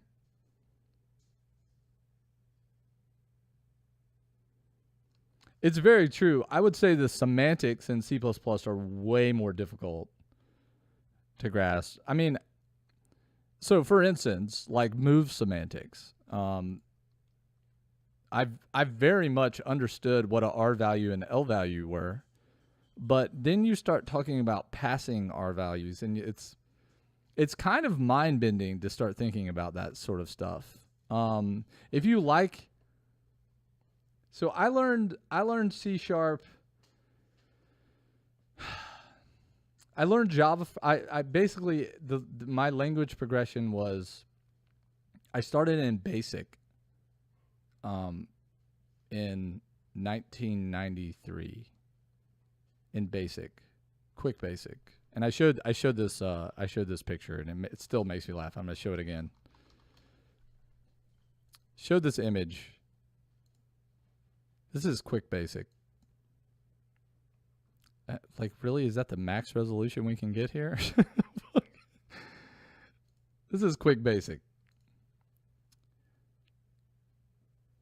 It's a lot like Visual Basic. Visual Basic, which is still around. I mean, Visual Basic was built basically on it was the visual version of Basic. And then I went on to learn VB, and now I was just a kid and I didn't know what the hell I was doing. But after Visual Basic stuff, I learned Pascal in a Pascal and Delphi, which is Visual Pascal. This is really weird. I'm looking at like me pointing around on my stream, and it's like looking into the Twilight Zone. Which is Delphi is like Visual Pascal, and then after that I learned C and C++ and then Java. And then so I kind of like, if you start out kind of low, but here's the thing is like I learned it in school. So I learned VB and Basic and Pascal and Delphi. All of those were kind of like I just picked up on my own with books and stuff like that, because we didn't really have internet, we didn't have as broad of an internet back then. So you had to buy books, and books are still great sources of information. Just I'm gonna throw that out there. I'm not gonna throw books under the bus or anything, but the internet is much more efficient in certain cases. And then I went to school and studied computer science and kind of put a lot of meaning to all the stuff that I learned as a kid. Because when you're doing this, when you're self-taught, when you're self-taught and you're 11 years old or 12 years old, you don't really grasp the terms, if that makes sense, like, or the semantics that are involved. You understand how to work some of the logic, but you don't really have any sort of context or semantics involved. And when I went to school and studied this stuff, it applied a lot of. I could like conceptualize what I was doing when I was a kid, and actually give it meaning and understand how to communicate it and stuff like that. But and then once you start learning languages, you just realize that it starts to be learning syntax, and a language has different semantics in terms of how things work and operate together, and those things are important. But really, it starts to become learning a syntax, which is not super difficult. So like for me, when I think about how difficult would it be for me to learn this language, is I look at the keywords, because the keywords basically are the syntax. But really try to grasp like things like data structures and arrays, and no matter what language you do that in, that's the important part, is like just understanding how memory works, how things are laid out, how maybe this is C and C++ are nice because they give you a really good like low level view of everything, like pointers and addresses and how things are stored and like alignment of data types and stuff like that. Like it's all very important low level stuff. You don't need them in managed languages, but it's nice to know all of that stuff. You know, I'm really probably not the best person to ask for advice. Again, I can only tell you what I've done, and I think that a lot of people are like that. But the one constant that I can see in a lot of programmers is that skill is really how it's experience and practice. It's like just deliberate practice. Just write code all the time, and if you do that, you will get better no matter what. Like there's no way you won't get better, and it's frustrating as hell. And you will hit brick walls, and you will quit projects and all of that good stuff. But eventually, you'll start to feel comfortable a little bit. I mean, I'll be 100% honest. I've been doing this forever. I still feel like I know nothing. I still feel like I know nothing, because then you'll see other people write some of the most incredible stuff ever, and you'll just be like, what am I doing? I should have just been a gardener. Like, why am I even doing what I'm doing? It's very humbling. It's a very humbling practice, for sure. But you have to keep going, man. You got to practice. You got to get better. That's the name of the game. Anyway, that's my advice. Is just keep practicing. Find resources. Try to get lots of opinions.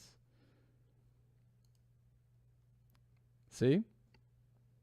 You could go whatever route you want to go. There's no right or wrong way to do it, in my opinion. I mean, you may struggle more early with a certain language, but you know, Java, C#, I feel like you can't go wrong. Python is great. I can't say much about PHP. I don't know a whole lot about PHP. JavaScript is I don't really like JavaScript, so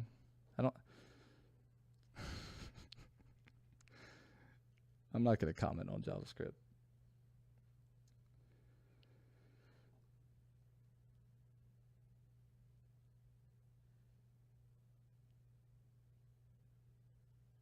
So we can use a list here. Let's use a list of int. Actually,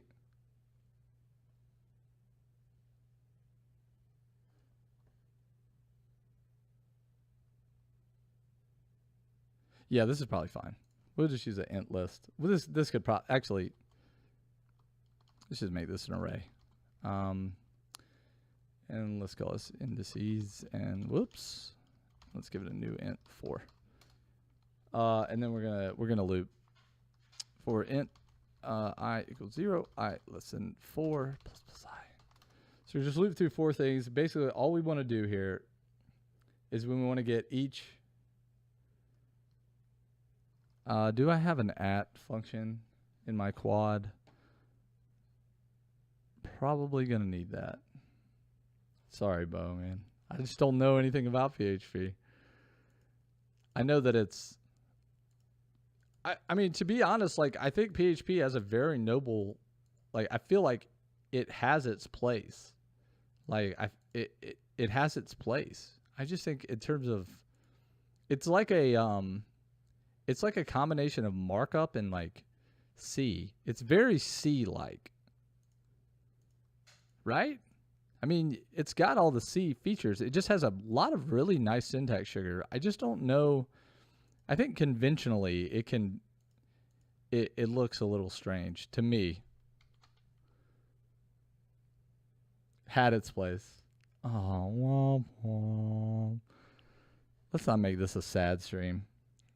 Let's not talk about the death of languages. Yes, no. Let's agree to disagree here, and let's focus on the Voxel creation. Where's my quad? I think we need an at. Let's just give it an at. And this is going to be a very somewhat silly method, but we'll just call it at, and we'll take an index, and we shall do this. Well, I guess I'll use a switch statement. I'm not a huge switch statement fan, but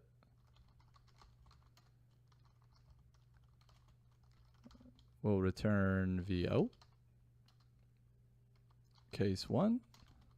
Return V1. And I like to do this I think there are probably a lot of people who don't like to do this, but case 3 will return v3. And what I like to do here is we'll actually add this. Well,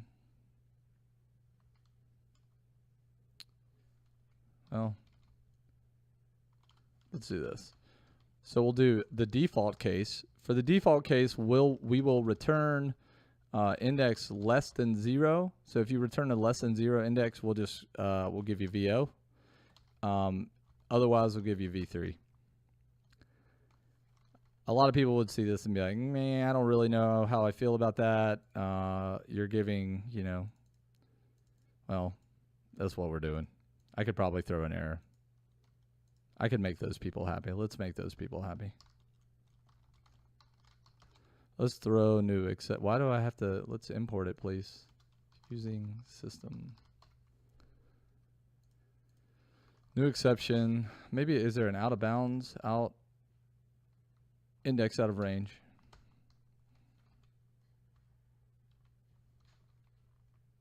And we'll do index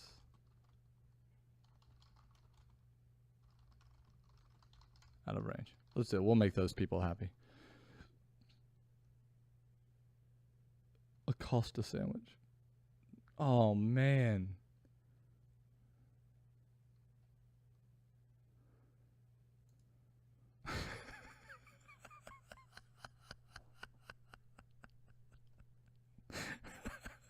Cold-blooded.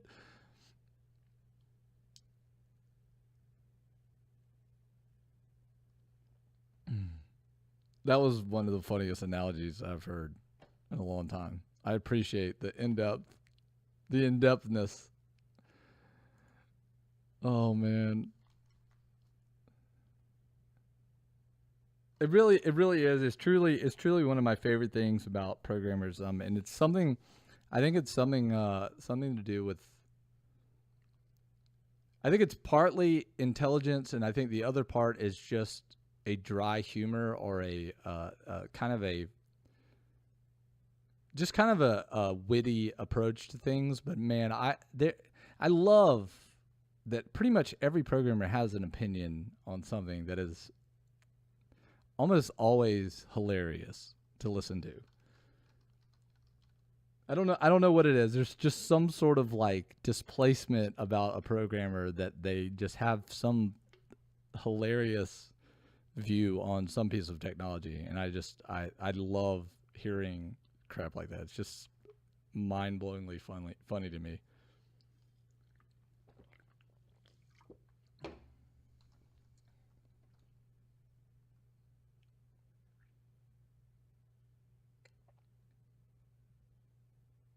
Okay, I'm running low on time, so let me try to power through this here. So we want our UV vertex. It's going to be we're essentially just going to loop through each vertex of our quad. So we're going to do quad at, and we're going to pass it an I. Clearly, our range, we know we're not actually accessing anything out of bounds because we're looping from 0 to 4. This has a range of 0 to 4. We're not going out of bounds. Sandwich.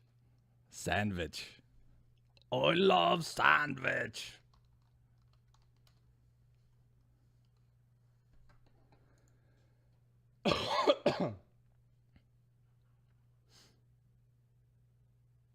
Oh, I want to know what this is. I have an apply offset. What is that?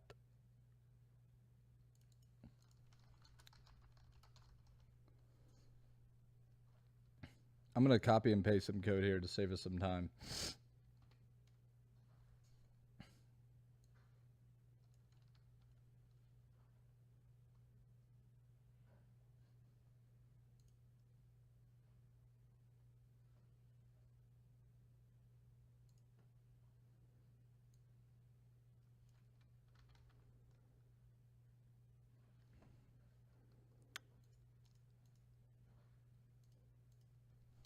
This is going to be some C++ code, but we're gonna port it right in front of your eyes.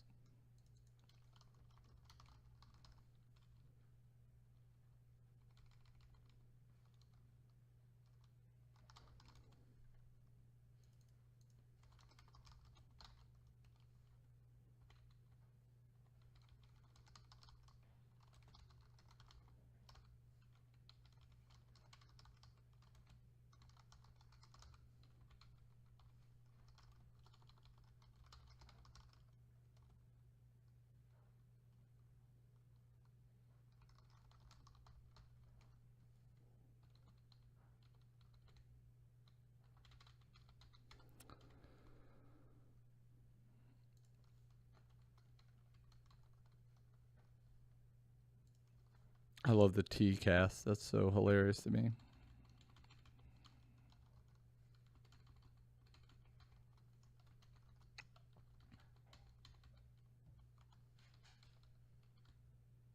I'm wondering why I do the 0.01. That looks like a very odd hack. Like a really odd hack.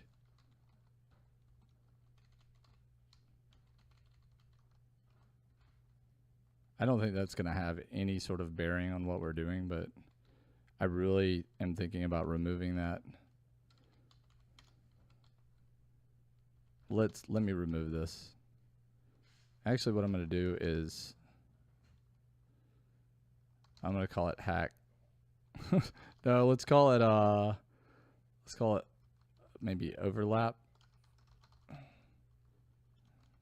It looks like a hack. It looks like I had some sort of weird visual effect, and with my UVs not lining up correctly, and it looks like I just added like a small overlap to ensure that I was going far enough.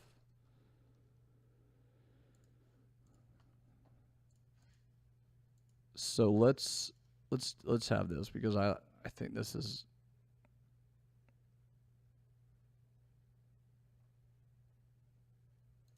okay. So let's go back to here. So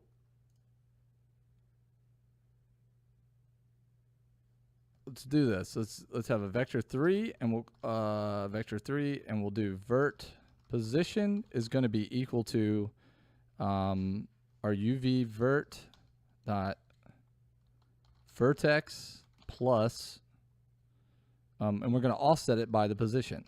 So we have our position of our block. We want to take the position of a block and we just add it to the location of our vertex template, and it's going to give us the new position, and then we're going to apply the offset to our UV. And this is do I need to copy this here? Vert UV. Where's vert UV? I already have this vert position. Let me do this. So I'll vector 2. I'm just pulling this too, but I don't.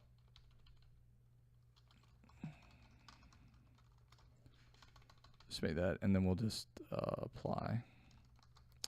I should probably do this for vert position as well, just so I'm not creating these things, but to be honest, I don't think it really matters. Let's actually just make this. Let's just make this return a vector 2. And we'll just do this. Return, no, because this looks like a little bit too much of a over optimization in my opinion to justify at this point.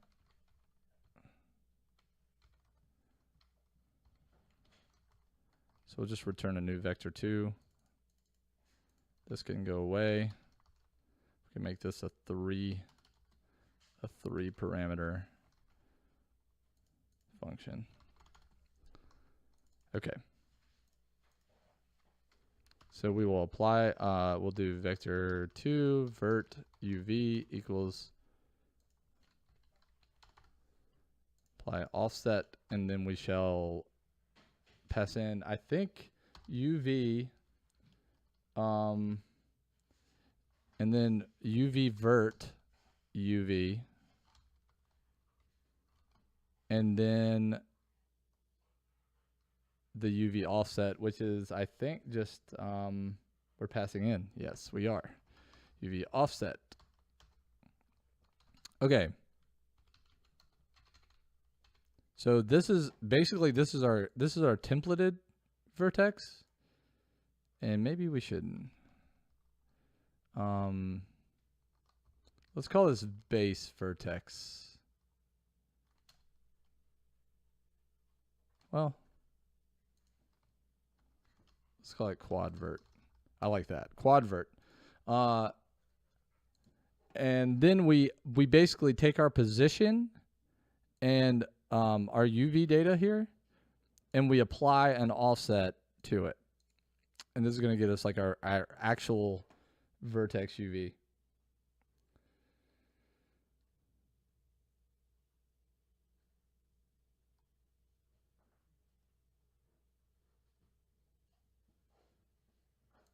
What is our indices?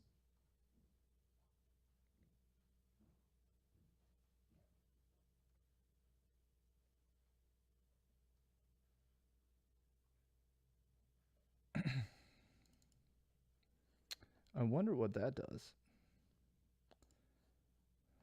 Vertex 4. I think that I wonder if I change this. I'm going to try to figure this out because it looks like currently that apply offset that I just used, it looks like what I did was I created two versions of add face, and one of them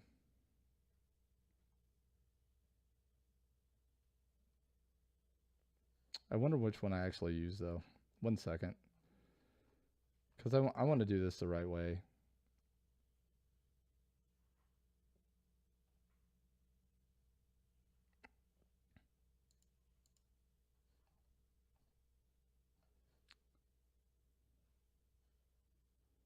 Chunk builder, maybe? No.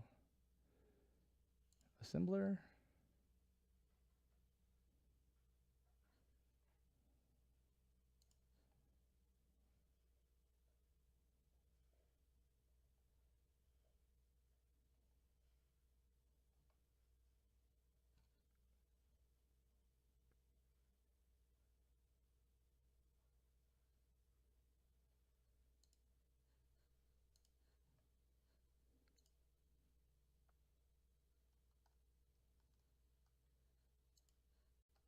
I think chunk builder is what I want actually. Oh, where is I don't know where I use this. Give me 1 second, guys. I'm sorry. Let's see if I can track this guy down. Chunk mesh. That's what I want. Update pinned quad.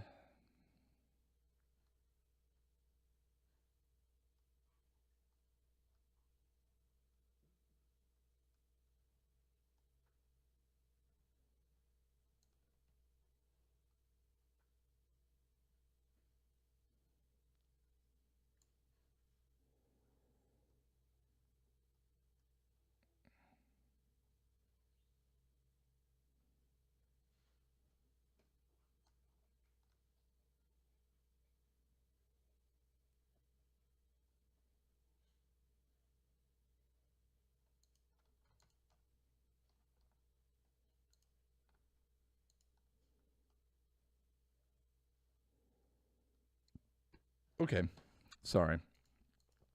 I'm making sure that what I'm doing here is appropriate, and I actually think that that I don't need to make this a vector 4. I think eventually I might, but right now let's just make this a vector 2, and I think this is going to be better. Because what ends up happening is that I think before I was calculating, I think I changed the way in my little prototype from the way that I was actually like moving things to the GPU, and I think that this is fine to do for now. And based on what we're doing, this is what we want, I think. So far, we may, again, we're probably going to go in and change some of this stuff, but for right now, we're not.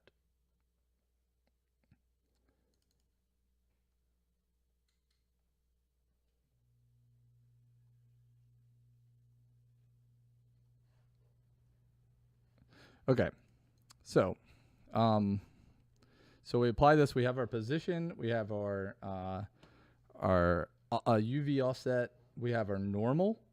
And our indices here, we basically want it for the first one to equal the triangle count, which we started with. And then you're going to see what we're going to do. We're basically going to advance the try count locally, and then we're going to use the triangle indices later to apply it back. Let's see, push vert. And then we can do, we'll do our push vertex, and here we will pass in vert position, vert UV, and the normal. So we're going to push that. Then we're going to advance, our try count. And then after that loop, we're going to come down here and I think this is somewhat hacky, but I think basically all this means is that we need to adjust our for any of the normals that have a back facing normal, like that goes -x, -y, -z. We need to just switch the order, but for right now, this is the way that I did it initially, and so I'm going to stick to this way, and then we can figure out how to fix it later. So basically what I have here is this is back thing, and this is essentially what we want to do here is our indices.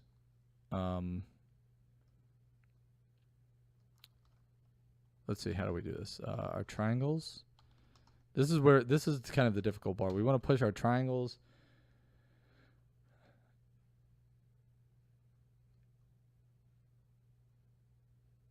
Oh boy.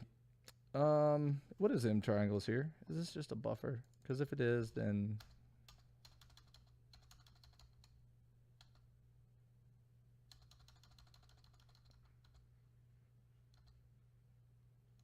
yeah, it is. Okay. Well, maybe not. Triangles. We have a separate triangle count.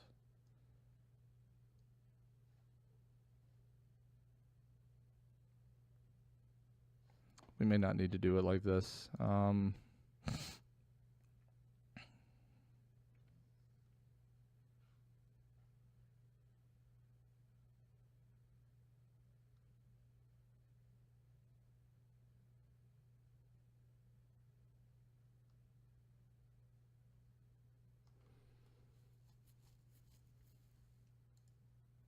I don't think we actually need this. I don't think we need this or this.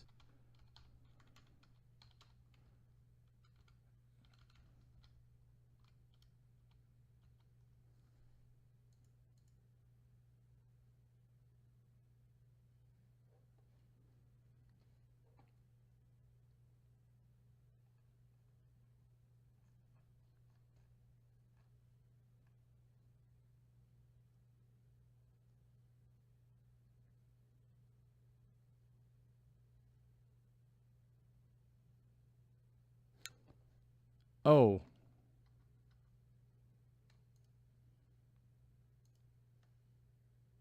Okay, actually,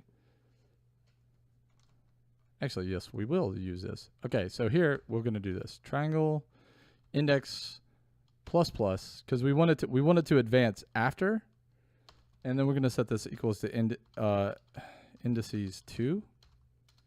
And then, okay, here we go. And then we're going to do this like 6. We're going to do it 6 times. Okay, and so let me explain this. So basically, this just tells our the GPU which vertices to render in which order, and that actually effectively draws the triangle. So the order is very important here. So like for our backface, we're going to do 2, 0, 1, and that's going to start the second, the last vertex, and go 2, and then go to the first, and then the second, and then it's going to start at the second and do 1, 3, 2. And I will show a diagram of this, and then we'll do else, and then for this one, the order is slightly is a variant of this is 2 3 1, and then 1 0 2.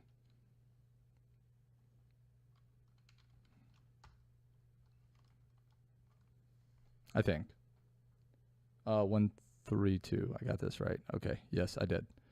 So 2 3 1 1 3 2, and then 2 3 1 1 0 2. Okay, it's basically just flipping one of the vertices for the back. We need to fix this. This is a hack. This is an absolute hack.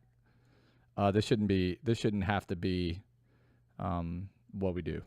And essentially all this is, the reason why it's a hack is because at this point, the reason we just what happened here is that when I prototyped this thing, I came up with the quads kind of just based on my knowledge, and it was wrong.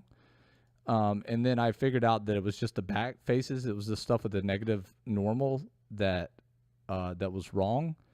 And so just to hack in a fix, I used this. And because I know that I've replicated the mistake in my quads class here, I also needed to replicate my stupid hack. And so what we'll need to do later is just go back in and fix this and just find, for all our negative values, just flip the vertices so that it draws correctly using this order right here.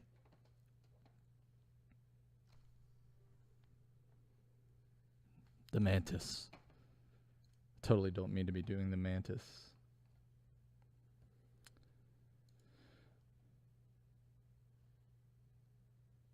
The mantis.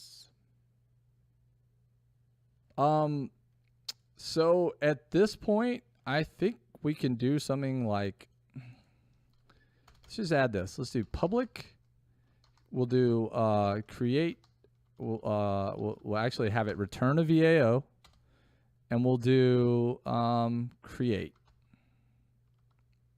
Or we'll do to mesh. I like that. To mesh. And unfortunately, because our VO takes a shader program, we're going to have to pass in a shader to do that. And we shall do this now. Return. I need to check. I don't think it's anything complicated, but let's go OpenGL, and then let's go to the geometry. They have a geometry helper class here that generates VAOs. I think we can just do yeah, we can. Nice.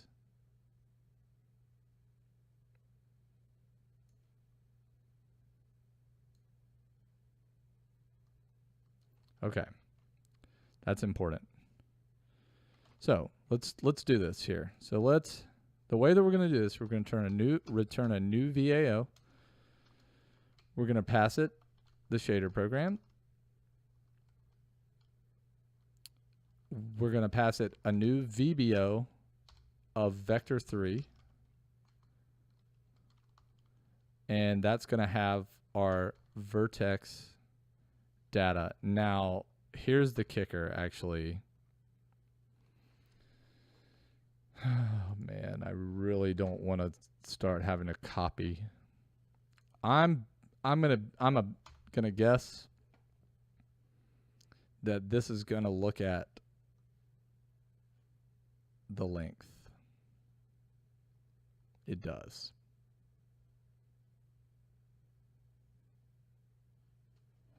Damn it.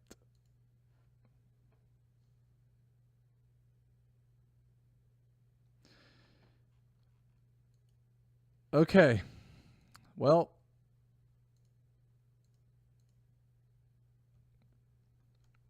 let's back up just 1 second. So what that means is, since we have these gigantic lengths, what I really would have liked to do is say new VBO and pass the array, and then also be able to manually pass in the length, right? Because we're using this pooled array, but we can't do that because it's not available, number one. And number two, this thing wants you to send the actual array for all the stuff. And so what we're going to really have to do, what we're going to have to do here is we're going to have to create new arrays.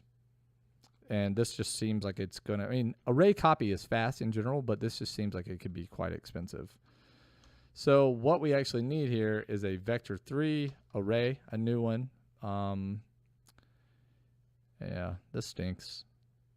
I mean, at this point, it almost feels like the pool doesn't help us nearly as much, but you know, we'll keep trying here. So let's do vector3 array, and we're gonna make it. We'll just call it verts. And we're going to make a new vector3 array of size vertex index.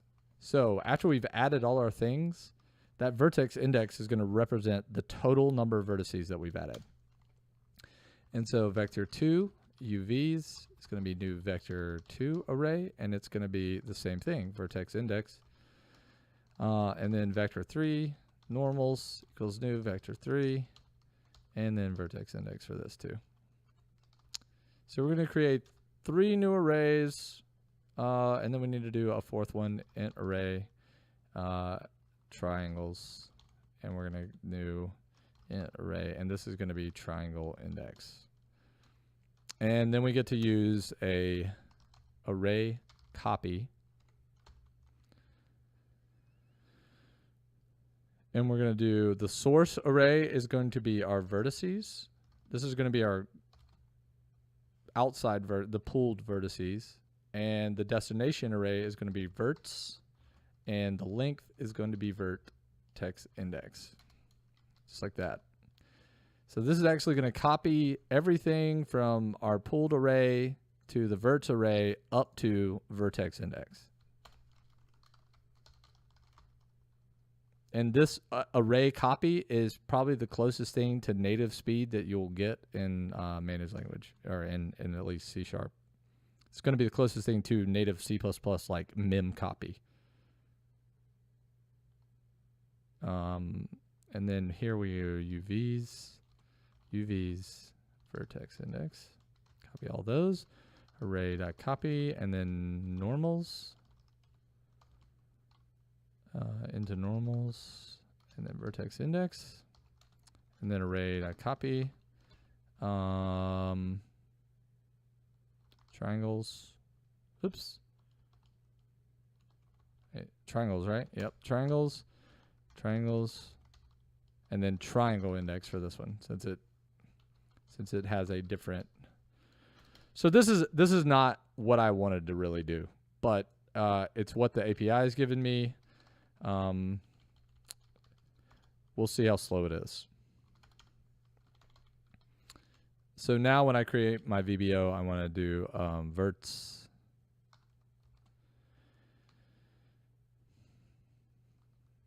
What is target? Is buffer target a thing?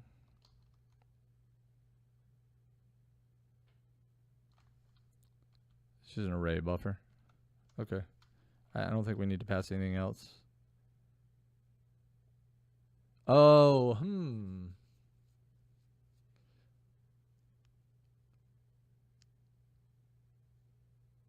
I'm wondering if we should make this a if we should give the hint as a dynamic draw, since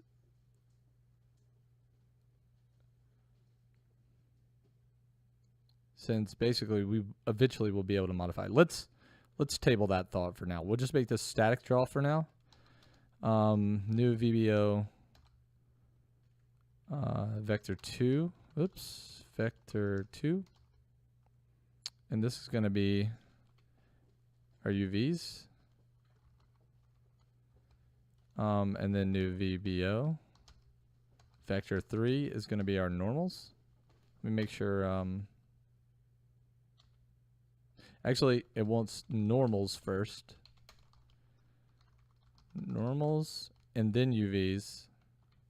You can see right here. Vertex, normal, UV, and then element. So the last thing is going to be our triangles. And then we'll do new VBO, int, and this is actually important. We'll do triangles, and then we will pass it. We'll say buffer, target, and it needs to be element array buffer. And then I think, do we do buffer usage hint and I think we just do static read. Let me see what they do in here again one more time. I don't know why I keep going out of that. Let me see. VAO. Oh no, I wanted the geometry. Geometry, element array buffer, static read. Perfect. That's what I wanted. All right. So let's try in the last shit. It's already time for me to go, but let's try to crank this out in 2 seconds. So we're already creating this. We're creating the dirt type. Instead of doing this, let's actually just out here, let's create one of these pools. I'm just going to make it right here. Geometry pool, new pool. And what we're going to do is if it's not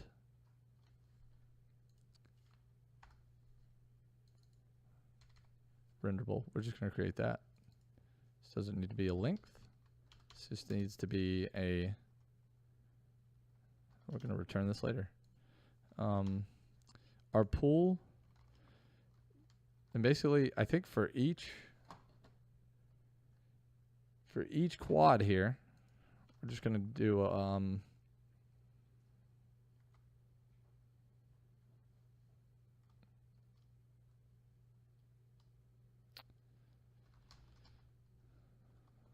I want to do shit.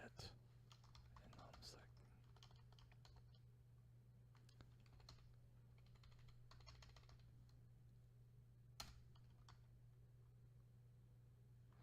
Let's just do this. For each var side in a num.give values, and we'll just pass it a type of side. This is kind of inefficient way of doing this, but we'll iterate through all the sides, and we're not even going to check to see, by the way, if there's something next to it or not. We're not really we haven't gotten there yet, but let's pull, and we'll just do add face, and then we'll do this quads, and we'll do quad for. We'll pass in the side, and then the position is going to be really in not that bad block.world. It's going to be a world position. Let me think carefully about this. The UV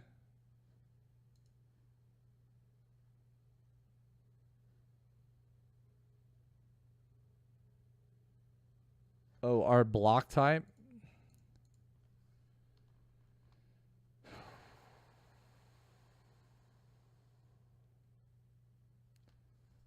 What is block texture? Come on.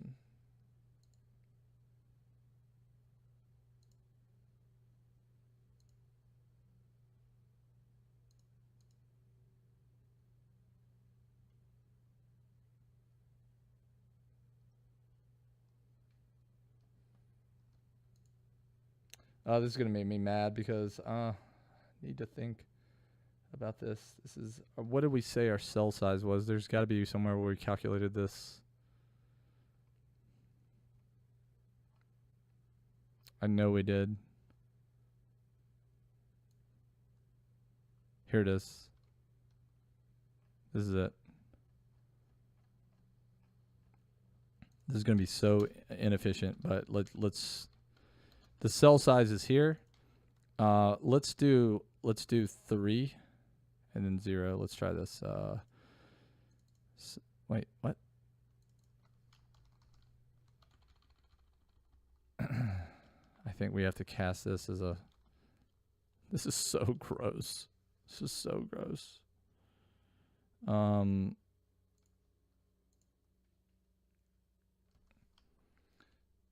I think that if as long as we do this, our UV is always going to be the same. We're going to do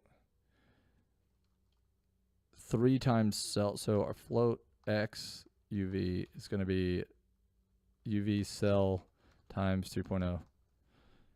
So we'll just do this. Our UV, our vector 2 UV coordinate is going to equal new vector 2. I will go through all this. I'm just trying to move fast at this point. UV coordinate. This is going to be our base, I believe. Yeah, it is. This is our base, and our vector 2 UV offset is going to be new vector 2, and it's just going to be a UV cell and a UV cell. And I think that's it. So hooray, hooray.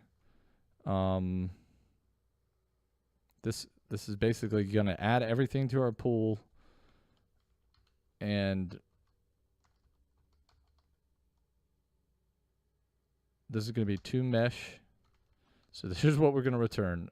We're going to return a new OpenGL renderable. We're going to do a new rocks object that is basically a default, and we're going to do pool to mesh is going to be our VAO. Why is it pissed? Oh, shader. I forgot we have to pass it as shader. Program, I guess, is what we're looking for. Create mesh. Let's see, chunk mesh is going to be, we just want it to be an iRenderable now. And in our render function, God, if this works, I'm going to stand up and just kick the door down.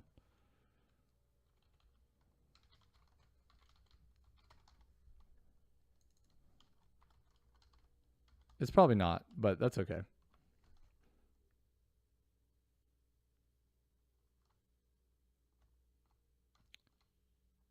Well, close.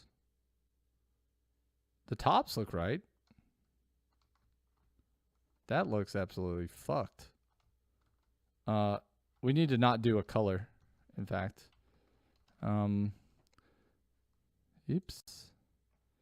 Whoops. It's gonna be giving me that shit. Let me hold on, let me make a quick adjustment here to the shaders. Terrain light frag.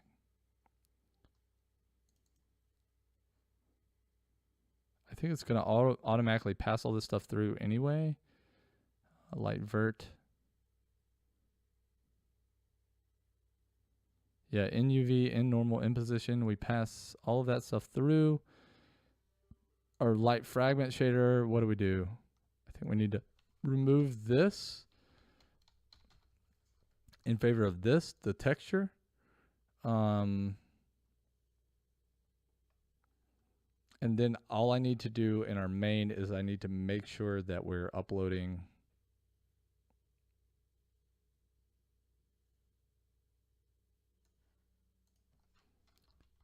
we're doing this and not this.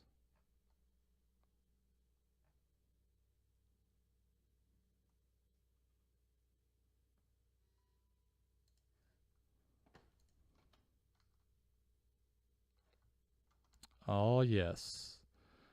Okay, so something's wrong with our sides, and that's okay, but check it out.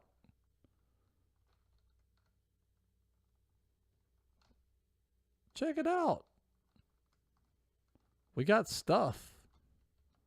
We got stuff, yo. I'm feeling it. I hear you. We just got to figure out that little bug right there. Just the way we're drawing something is just not in the right order. It looks like we're drawing the top quad's fine, though.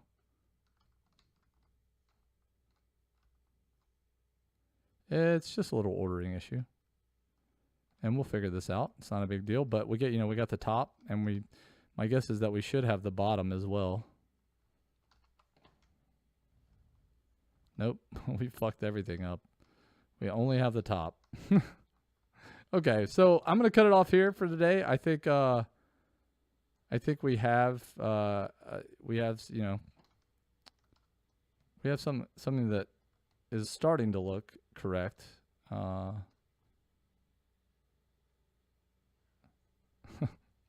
It's starting to get there. Well, anyways, thank you guys for tuning in today. It was a long session.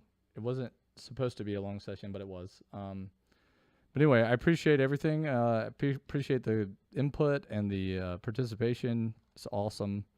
Hopefully, I'll see you guys again tomorrow. So until then, got a question, whatever, you want a suggestion, or you have a suggestion, just hit me up, and we'll see what we can do. Anyway, talk to you guys soon.